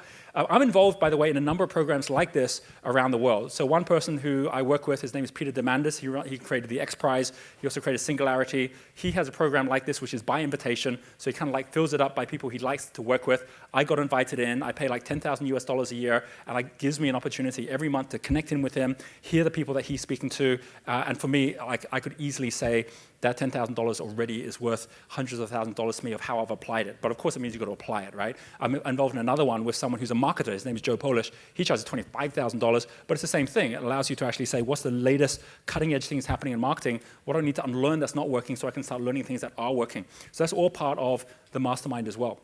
when you come on board, you'll notice, and these are small, but I'll kind of read out a few of them, as well as the 1 hour webcast, the templates that we do are templates which allow you to assess where actually am I in each of these areas right now, to follow those along, to even upload what your templates are. So when we had people uploading their future visions, I then downloaded a number of those, and I actually commented on them live on it as well. So the more you give in, the more I feed back to you as well. We have, as well as that, a forum, which actually happens to be Facebook. We make it really easy. It's a closed forum where everyone gets to share with each other. You get to know everyone who's on there. So if you're looking for someone who can help you with your digital strategy, someone who can help you outsource something, someone who can help you in China, we've got that whole resource base from around the world. Right now already, we've got about 300 people who are part of this network, so we limit the number that comes into it, and everyone who's in it, I mean, at the moment, we've got about 30 different countries that they're from, and they're all basically in there learning and connecting with each other as well. And there's of different, I run around the world in here in this calendar, right? So in here, we have got, for example, after this, I go to Melbourne. Later this year, I'll be in the United Kingdom. I'll be back in South Africa. We just came from Japan. And every place that I go to, all of those recordings and things that I do, that will get shared with this mastermind. So for me, this is my kind of like laboratory. It's where I get to learn from you the things that are working for you, the things that aren't, how to guide you in the best possible way. And whatever resource you need, you're going to find it within this mastermind as well, right? So it keeps you connected to me. It keeps me connected to you. And I would say that the best news really is that my price point is very, very different from even the ones that I'm signed up for, because I want to make this accessible for everybody. So here's what we're going to do. Just from what I have shared of what this mastermind is, I'm in a moment going to ask who here already sees value and value for money, because I'm going to tell you what the price point is that we're going to be doing here. Those of you who go, yep, I'm going to give you one of these, and if we end up with all 12 gone, we end up with all 12 gone. But if we actually have those who actually made their decision earlier, actually going and getting booked up for this, if there's some of you who goes, I've just got some questions, I'll stick around for some questions during this break as well, right? So it means that those of you who are still not sure, you've got some questions, you can ask those questions as well. But first of all, price point. This is something which allows you over the year to come on board simply for $400 per month. That's about 550 New Zealand dollars. If you come on board and say, can I figure out a way that by me being part of this and investing my time and having this network, I can see a way through the whole year where I'm going to make at least $4,800 worth of value, then that basically makes this very, very affordable and good value for money. I don't think there's any other network that I know of this level within the Asia-Pacific region already of the quality it is, certainly nothing that's at that kind of a price point. And if you decided that you actually wanted to save more money on that, instead of paying the $400 a month, you can just pay one full $4,000 at the beginning, which is like 20% off, and that basically then means that you're set for the whole year. Either way, for anyone here who's basically saying, right, I could see value, now if you can see value for money, then you should be coming on board and being part of this. So can I see a show of hands of who here already says, yep, I can see the value and I'd like to join? Who do we have in that category? I'm going to give a number of these out already. So your name is, oh, where's the microphone? Do we have a microphone here? Oh, did I put it up there? So here, I'm going to give this to you, and I'm going to write your number down here as well, right? You are our number one. You said Joan, was it? Geraldine. Geraldine. Can we give Geraldine a round of applause, first of all? And Geraldine, can I just check what kind of thing are you doing right now? Yeah, just talk right into it. I currently own a childcare centre in Karori in Wellington and also accommodation. My background is in education. I want to grow my business. I'm really passionate about community, and for me, looking at how I can really support my own people. I'm New Zealand Māori, and how can also help support Indigenous people globally. Awesome. So I'm looking at it from a global perspective as well. Well, two things we have is we have many people in childcare. We have our whole program in education as well, many, even here in New Zealand, and we also have the same in Australia. Like we heard earlier, a number of you are involved in things which are supporting Indigenous people. We have got support of that in pretty much. Just one more thing, I think too, just to have good, clear guidelines is what I'm looking at in terms of strategic planning for my businesses. But I'm wanting to create a village of like-minded people who want to be successful as well in business. All right, thank you. Can we give Geraldine a round of applause again? Thank you. Geraldine, grab a seat with the team. Sandra's going to help you out. Grab a seat at the back and they'll look after you there. Who else had their hands up? We have a gentleman right over here. And number 2, your name is Neil. Yeah, and Neil, do you want to share with everyone what you do? Sure. My name's Neil. I own an agency here in Auckland. It's a brand agency. We have currently 2 directors, of which are 1 and 15 people working for us. We also have a small office with 2 people in Melbourne just recently. So we're in the consultancy agency business, and we create, evolve, and transform brands, or at least that's my elevator speech. The business is doing really well. But I think, and I was talking about this with Roger earlier, I think there is a change happening in the consultancy space. People can now go and get a logo online at Fiverr for $450, so why would they go to a consultancy to get a logo done for $5,000? So there's a change. I'm looking to create a new revenue stream with the capability that I have and the people that I have, and that's what I want to do. I think mobile and geolocation is a really big opportunity, and I want to see how I can take my team and where we are now and towards that opportunity. Very awesome. That's what I want to do. Well, thank you. Welcome on board, and let's give him a big round of applause as well. Thanks so much. Grab a seat with Sandra, and she'll look after you. We're not going to ask everyone to give a little description of what they do, but I'm going to give the third person a chance to share as well. And we have here a microphone around in my hand, actually, so that's kind of freaky. All right, so this is Lindley. And Lindley? Hi, Roger. I did iLab last July. Yeah. Do you remember? I do.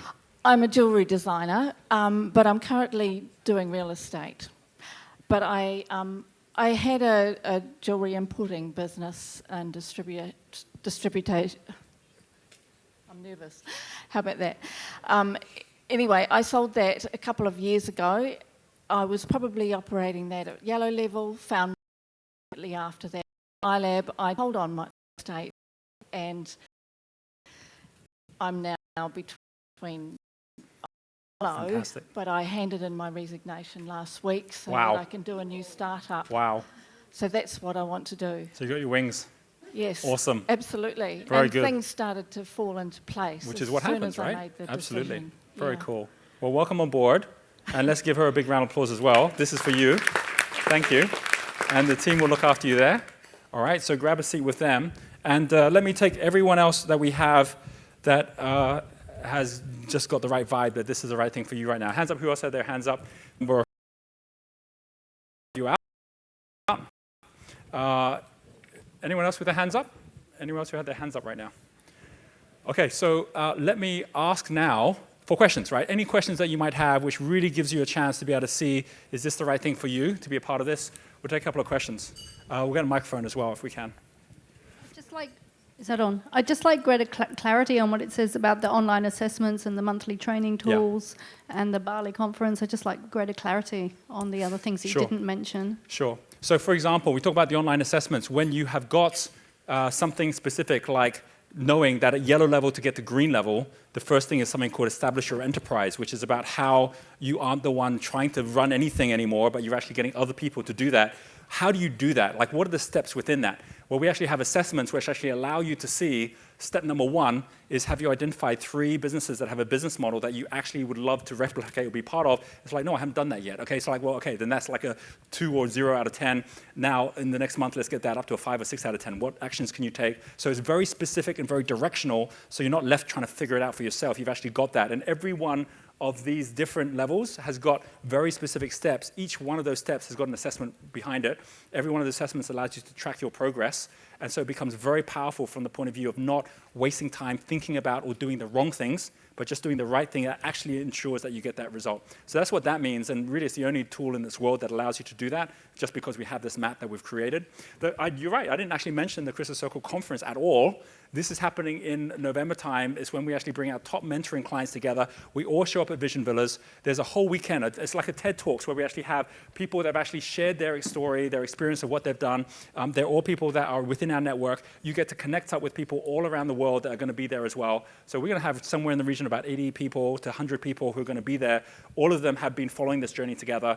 It's like you think about this whole room, think about half this room, every single one of them is now in Bali, getting connected up, getting the inspiration, and more importantly, getting the connections, which allows you to grow all around the world. And we have many success stories every time we run that. So that's something that actually is free of charge for all of the, and again, our 2-day programs and 5-day programs already, we're charging $1,000 plus a day. Here, it's all free of charge as part of the Entrepreneur Mastermind.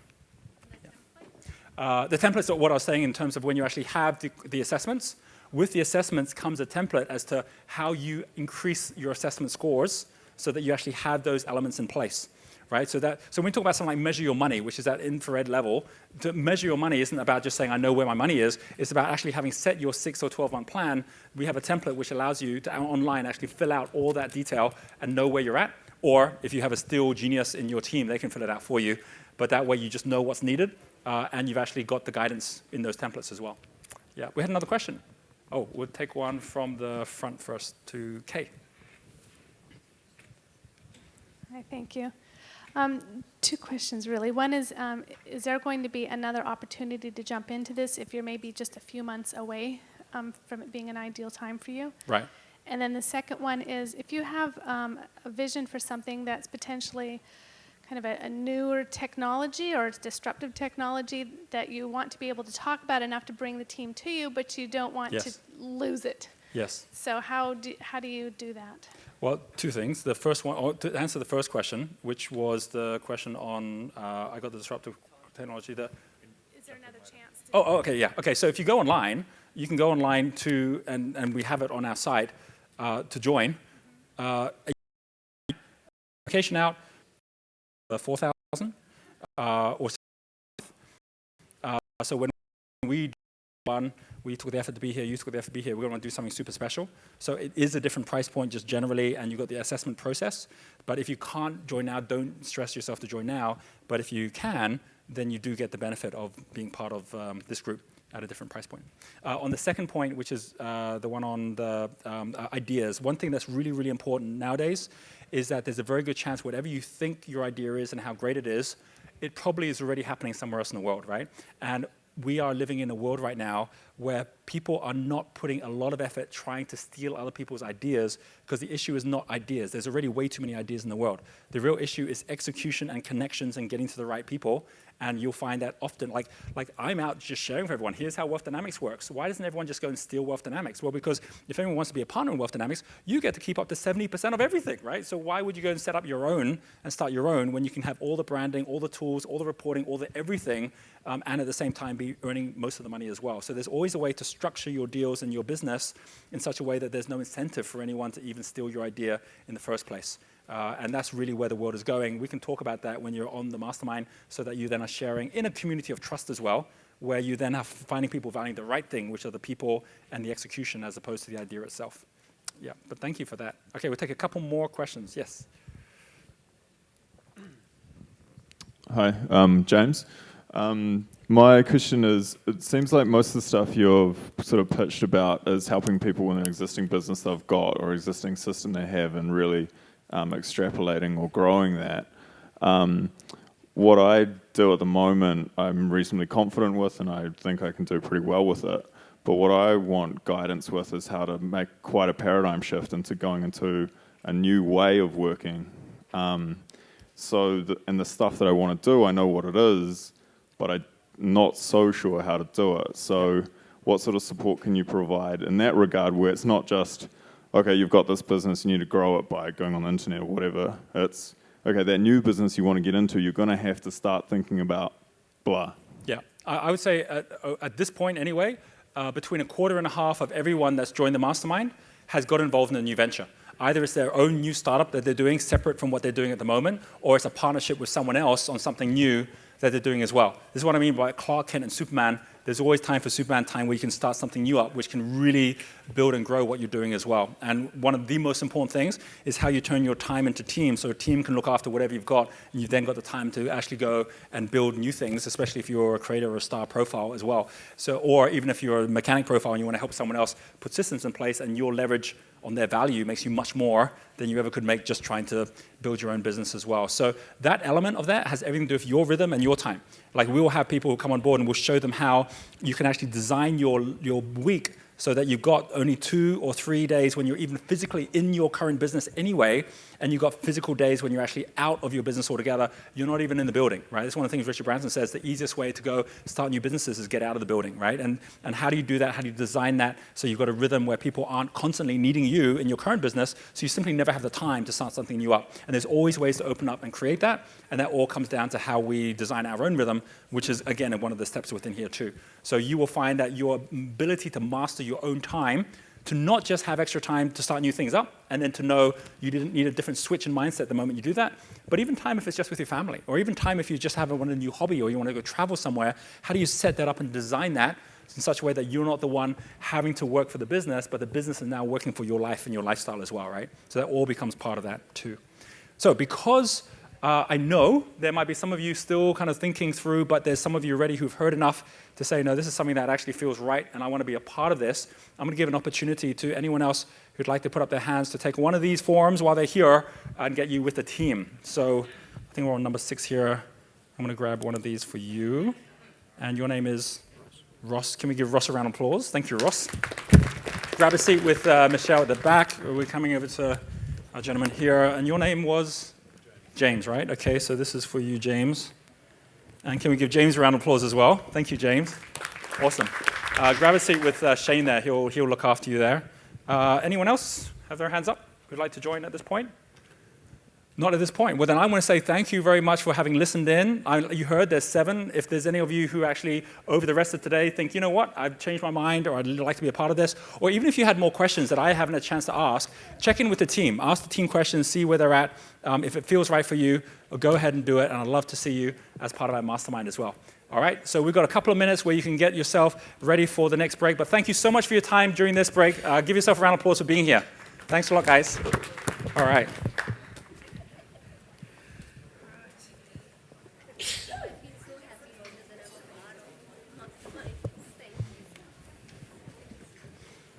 Yeah, I think we've got quite a few people here who are already part of the mastermind as well, which is great. Yeah. Oh, yeah, you're part of mastermind as well, right? Yeah. Yeah, part of the mastermind. Yeah. I should have mentioned that. Because then you guys can all connect up with each other as well. Yeah.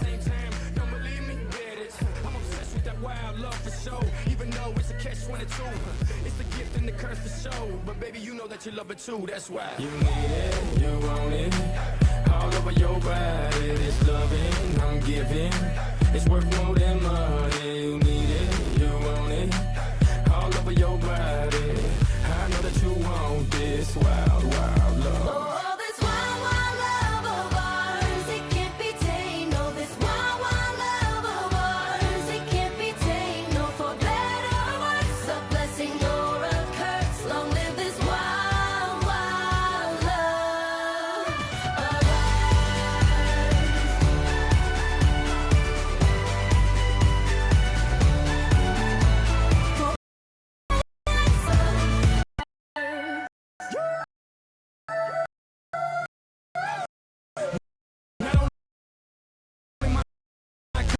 Player president, the globe is my backyard, baby, it's evident. When it comes to Miami, I always represent. Read all about it, ladies and gents. I done took over the game. I like my women yang, I like my women yang, I like my women fine, I like them off the chain. Take them all to World Cup, Brazil to the bang. You know I meet them, greet them, read them, treat them, always keep them feeling right. I don't know if I can handle all 5, but baby, we can try tonight. You need it, you want it. All over your body, this loving I'm giving. It's worth more than money. You need it, you want it. All over your body. I know that you want this wild, wild love. oh, this wild, wild love of ours, it can't be tamed. Oh, this wild, wild love of ours, it can't be tamed. No, for better or worse, a blessing or a curse. Long live this wild, wild.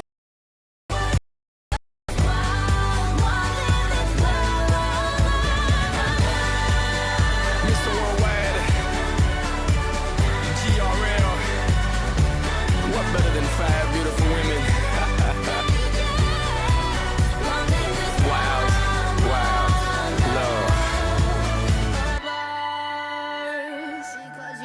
I'm all about that bass, no trouble. I'm all about that bass, no trouble. I'm all about that bass, no trouble. I'm all about that bass, bass. Yeah, it's pretty clear. I ain't no size 2, but I can shake it like I'm supposed to do. 'Cause I got that boom boom that all the boys chasing, all the right junk in all the right places. I see the magazines working out Photoshop. We know that shit ain't real. Come on now, make it stop. If you got beauty, just raise them up. 'Cause every inch of you is perfect from the bottom to the top. Yeah, my mama, she told me don't worry about your size. She says boys like a little more booty to hold at night. And no, I won't be no stick figure silicone Barbie doll. So if that's what you're into, then go ahead and move along. Because you know I'm all about that bass, no trouble. I'm all about that bass, no trouble. I'm all about that bass, no trouble. I'm all about that bass. Hey, I'm bringing booty back. Go ahead and tell them skinny bitches that. No, I'm just playing. I know y'all think you're fat, but I'm here to tell you every inch of you is perfect from the bottom to the top. Yeah, my mama, she told me don't worry about your size. She says boys like a little more booty to hold at night. And no, I won't be no stick figure silicone Barbie doll. So if that's what you're into, then go ahead and move along. Because you know I'm all about that bass, no trouble. I'm all about that bass, no trouble. I'm all about that bass, no trouble. I'm all about that bass, because you know I'm all about that bass, no trouble. I'm all about that bass, no trouble. I'm all about that bass, no trouble. I'm all about that bass, because you know I'm all about that bass, no trouble. I'm all about that bass, no trouble. I'm all about that bass, no trouble. I'm all about that bass,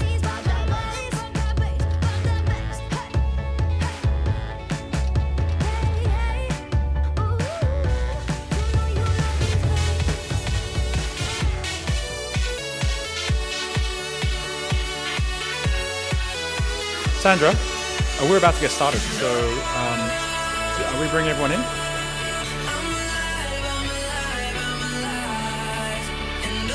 Shane, we're about to get started, so do you want to make an announcement outside and everyone can come in?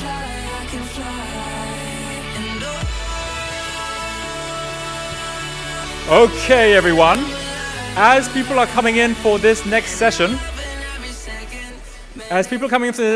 we're actually kicking off this session after all the content so far today with an open Q&A, which means anything that's showing up at the moment. It could be something around the levels, it could be something around the profiling. Remember, tomorrow we're going to go in much more detail, which is going to really help you get direction. But at this point, just to show there's really answers to everything, we're going to just open this up for anything that's showing up top of mind as a question and answer a couple of those questions before we get into the next wave. So let's do it. Like, more people are going to be coming in from the break, but let's already start. Who here would like to ask a question? We have a hand up over here. We're going to bring a microphone over as well. So our mic runner is not around. Okay, so do we have Michelle or Sandra, anyone, our mic runners, that we can help out here? Or Suraj, do you know where the mics are? We're looking for mics. Okay, we actually need a mic, so I think the issue's... Okay.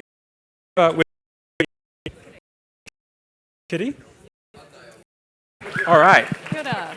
Yes. Is that working? Yes, it's working. Okay. Just got to speak in it. Okay. Okay. So I run a small jewellery business. Yes. And pretty much just one other person helping me. And I'm interested in beginning to build this team. Yes. Really consciously. And I don't want to I don't think I really want to have that many people in-house. Yes. I want to really work with part-time or casual staff. Mm-hmm. Maybe someone office support as I need it, IT person as I need it. And I've been doing quite a lot of research over the last few weeks around looking at working with VAs. Yes. And I'm interested in your advice on this because I know that you use it. Use that example of the using, I think it was someone through Elance to make you a video. Yeah. And I don't know anyone who uses VAs. I don't know if it's very common in New Zealand. So I'd love to hear your advice on how you found it. Do you often use the same people again? Okay, yeah, I get the question. So here's the thing. All the people I know, once they get the value that they're working with, different types of people that exist at the moment, so you can kind of see. But one thing I'll say is that there's a big difference of outsourcing, which means you're getting someone to just do one job, and co-sourcing, which is when you're getting someone who's going to keep on coming back to do more and more with you. And there are many, many more outsourcing people that would rather co-source, which means they want to partner with you to get ongoing business, not just to be there to do one deal. So if you start going out looking for those kind of people, they don't want to just do the one deal because they want to do it to prove to you they can do more. They're willing to put the risk in that they're going to do it at a cheaper rate and everything. And if they don't do the job well, then that's okay, they get that too. But if they do it well, they're hoping they'll be able to get more with you. And you want that too, otherwise you've got to keep on going out looking for new people each time. So one of the people in our network, and again, anything you need, I know someone who can help you with it because our network's global. Someone in our network, his name's Monty Hook. He was based in Australia. You can look at his website. It's called easyva.com, EZYVA.com. He had this issue, which is how do I actually outsource stuff? He actually found a team in Philippines. He got it started. He's now got this business with over 100 people in it. It's all happened within 1 year. He's got all the quality control for co-sourcing, where you can actually work with him, and whether you need a website done, whether you need to have someone help you do emails or like organize an event, whatever it is you need. He's got not just the people with the expertise, he's got the project managers who help you project manage it and who actually will keep you as well as them on track, which a lot of us, we don't do that well. So even though we have a good person, we don't manage them well and we end up not doing so well. So I'd say definitely you want to do that. Definitely with anyone, you want to make sure that you've actually got at least, to begin with, 2-3 months maximum to check if someone's the right person. Even if they're a partner for your business, you don't want to just suddenly give away a part of your business and find out they're the wrong person. But if you actually have been really clear, here's what we want to achieve. Are you up for that? Could you make that happen? How would you make this happen? If you had, like one of the biggest questions we'll always ask someone when they're going to contract with us, where they're doing really bad at managing us, how are you making sure that you manage us well? Right? So we go looking for people that manage us better than we can manage ourselves, and the best people will always show up saying, here's how I do it, we'll give you this weekly report, we'll ask you for this, we'll make it easy for you, and that's one of the most important things. Most of us don't know how to manage contractors well. Get them to manage us, and life gets much easier. But great question. Let's give a round of applause for that. Thank you. Oh no, we're going to move on. We're going to move on, right? So, because we're going to give everyone a chance, we're going to take just a couple more questions at this point. Who else has a question you'd like to ask? A question for those who just came in, we're just taking some Q&As. We have a question here from this table here. You are Deborah? Deborah, can we give Deborah a round of applause? Thank you, Deborah. When you're trying to develop, or you've got a brand new concept that's never been in a country before. Do you have one? Yes, I do. Wow. Funnily enough. What is it? It's done overseas widely, but not in Australia or New Zealand. Okay. And it's background profiling the jury pool for trials. It's all of you guys. Background profiling for jury? For jury trials, so background profiling all of the jurors to assist the barristers. You're saying it doesn't exist in New Zealand, Australia? No. Does anyone know of anything that does exist like that? I hadn't heard of that. Okay, all right. Yeah, it's called Jury Selection Services. Yeah, it's big in... My co-founder is a barrister. Okay. And I'm a private investigator. Okay. So I do the profiling and he's the legal. Got it. Mm-hmm. And so, but how do we... it's a different that people think, not so profiling. In order to actually do background checks on the jury pool to make sure... I mean, obviously they're doing it themselves at the moment, right? No. They're not doing it at all? No. Really? Yes. Okay. So, question. Who would you say... The trial consultancy sort of industry going over there. So here's the thing, right? Everything exists on our fingers. So let's make this a live demonstration, all right? Let's imagine we're all here and we go, jury selection.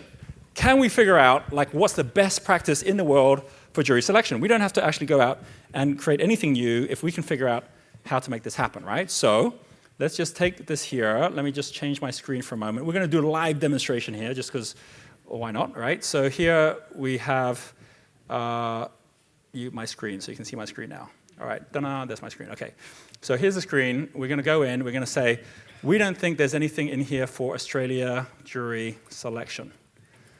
So we go in there, and up shows jury selection process, court, so that's obviously not a company. Jury duty, that's also part of the government. So there's different things in here, jury selection. So what you're saying looks at the moment like you're right? It's like we can't see what's in there, right? And we actually say, jury selection service, right? So we're actually seeing if there's someone there that actually provides some kind of service for us that's not there. Or even if we look at something like jury, what would you put in there? Vetting or something? Or background profiling. Yeah, that's a good one, right? Background profiling. Because there's some really big background companies, background profiling, big companies that are out there, right? So here you can see, we can't find it. It's difficult, right? Now, if we actually put in here just jury background profiling, which means we're just going to anyone that's going in there, then up shows American Bar, Litigation Insights, Jury Research Education Series, Private Investigative Background Profiling. So this one is showing up. Oh, is that you?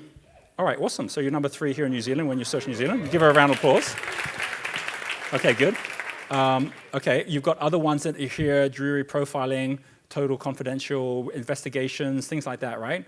But if we actually put on here and say, okay, let's actually zoom into our search, we're looking for a company that does this now, right? So we've got inbrief.co.uk, that is still part of the UK system. So that's you now, number 2 here. And then you've got LinkedIn has got one here as well. So you're owning this spot here, which is great. Lawyers turn to social media to analyze potential jurors. Well, that's kind of interesting, but it's from 2011, right? Questions arise over criminal background searches of jurors, right? So this is like, okay, so what can you actually do to check out on this stuff, right? So you can actually go and have a look at that and see what is allowed, right, in terms of actually doing checks, if anything at all, which is in here too, right? So this is Washington Post, and district ran criminal background checks on several potential jurors. So these are the prosecutors raising serious concerns from a judge who questioned through Africa. Then you've got that kind of stuff. It's like a lead, right? Keep the microphone as well, because I want a bit of a conversation we do this, right?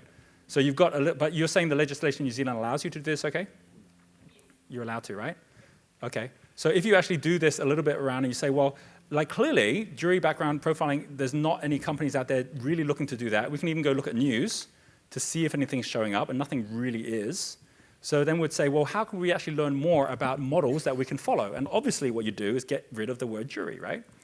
Because if you have background profiling companies, then something else starts to happen, which is we start to see what's out there that allows people to be able to have individuals or people that allow you to actually go out there and see the top ones, background checks, employment screening, drug testing. So now you've got a company like this, right? You go to hrprofile.com, nationwide employment screening company located in Cincinnati, Ohio. And the moment that this kind of stuff shows up, you've now got a particular way. You can see here they're doing different things, obviously for some reason not doing juries, but they're doing different things in testing, personal assessments, integration, things like this, which allows you to find out what's their model, how do they actually get, what kind of profiles do they keep on people when they're doing that. If you've got something like HR profile, and let's just do that one more time, where we go background, check, fastest growing company, then up pops other things that are things like pre-check, right? Background screening leader, pre-check makes Inc. 500, all right? So you go to that and you say, well, these guys are growing. That was just a year ago, 2013, so it's 2 years ago. Who are these guys? Have they actually gone out and grown what they're doing so that it's international? So while that's loading, I can go to pre-check and have a look at something like Crunchbase, which is one of the main internet ones that are out there. Crunchbase, organization ClearMe. So yeah, so here we have them showing up where it looks like they've changed name, right? So this one here, Crunchbase, shows that this is founded in 2003. This is doing airport checks with TSA pre-checks in co-location, so that's something there. Is this you? This is someone else. That's you. That's not you. That's someone else who's doing this, right? Background check, spouse, infidelity, insurance fraud, matrimonial pre-check or post-check. So these guys, what are they doing? Because they're actually on Crunchbase right now. My internet started going really slow, so let me just get this one up as well. I'll let this one load if it loads. What I'm doing very quickly is I'm just, okay, so these guys, Clear, they raised $116 million in 3 rounds. The most recent was $44 million, was in 2008. Membership-based secure identification program that fast-tracks members through airport security. So that's different from what you're doing, but they will have certain ways. I mean, if they raise that much money, they'll have certain ways that they go about tracking people and providing a model. And this is obviously for individuals, but they've raised a whole lot of money to do that.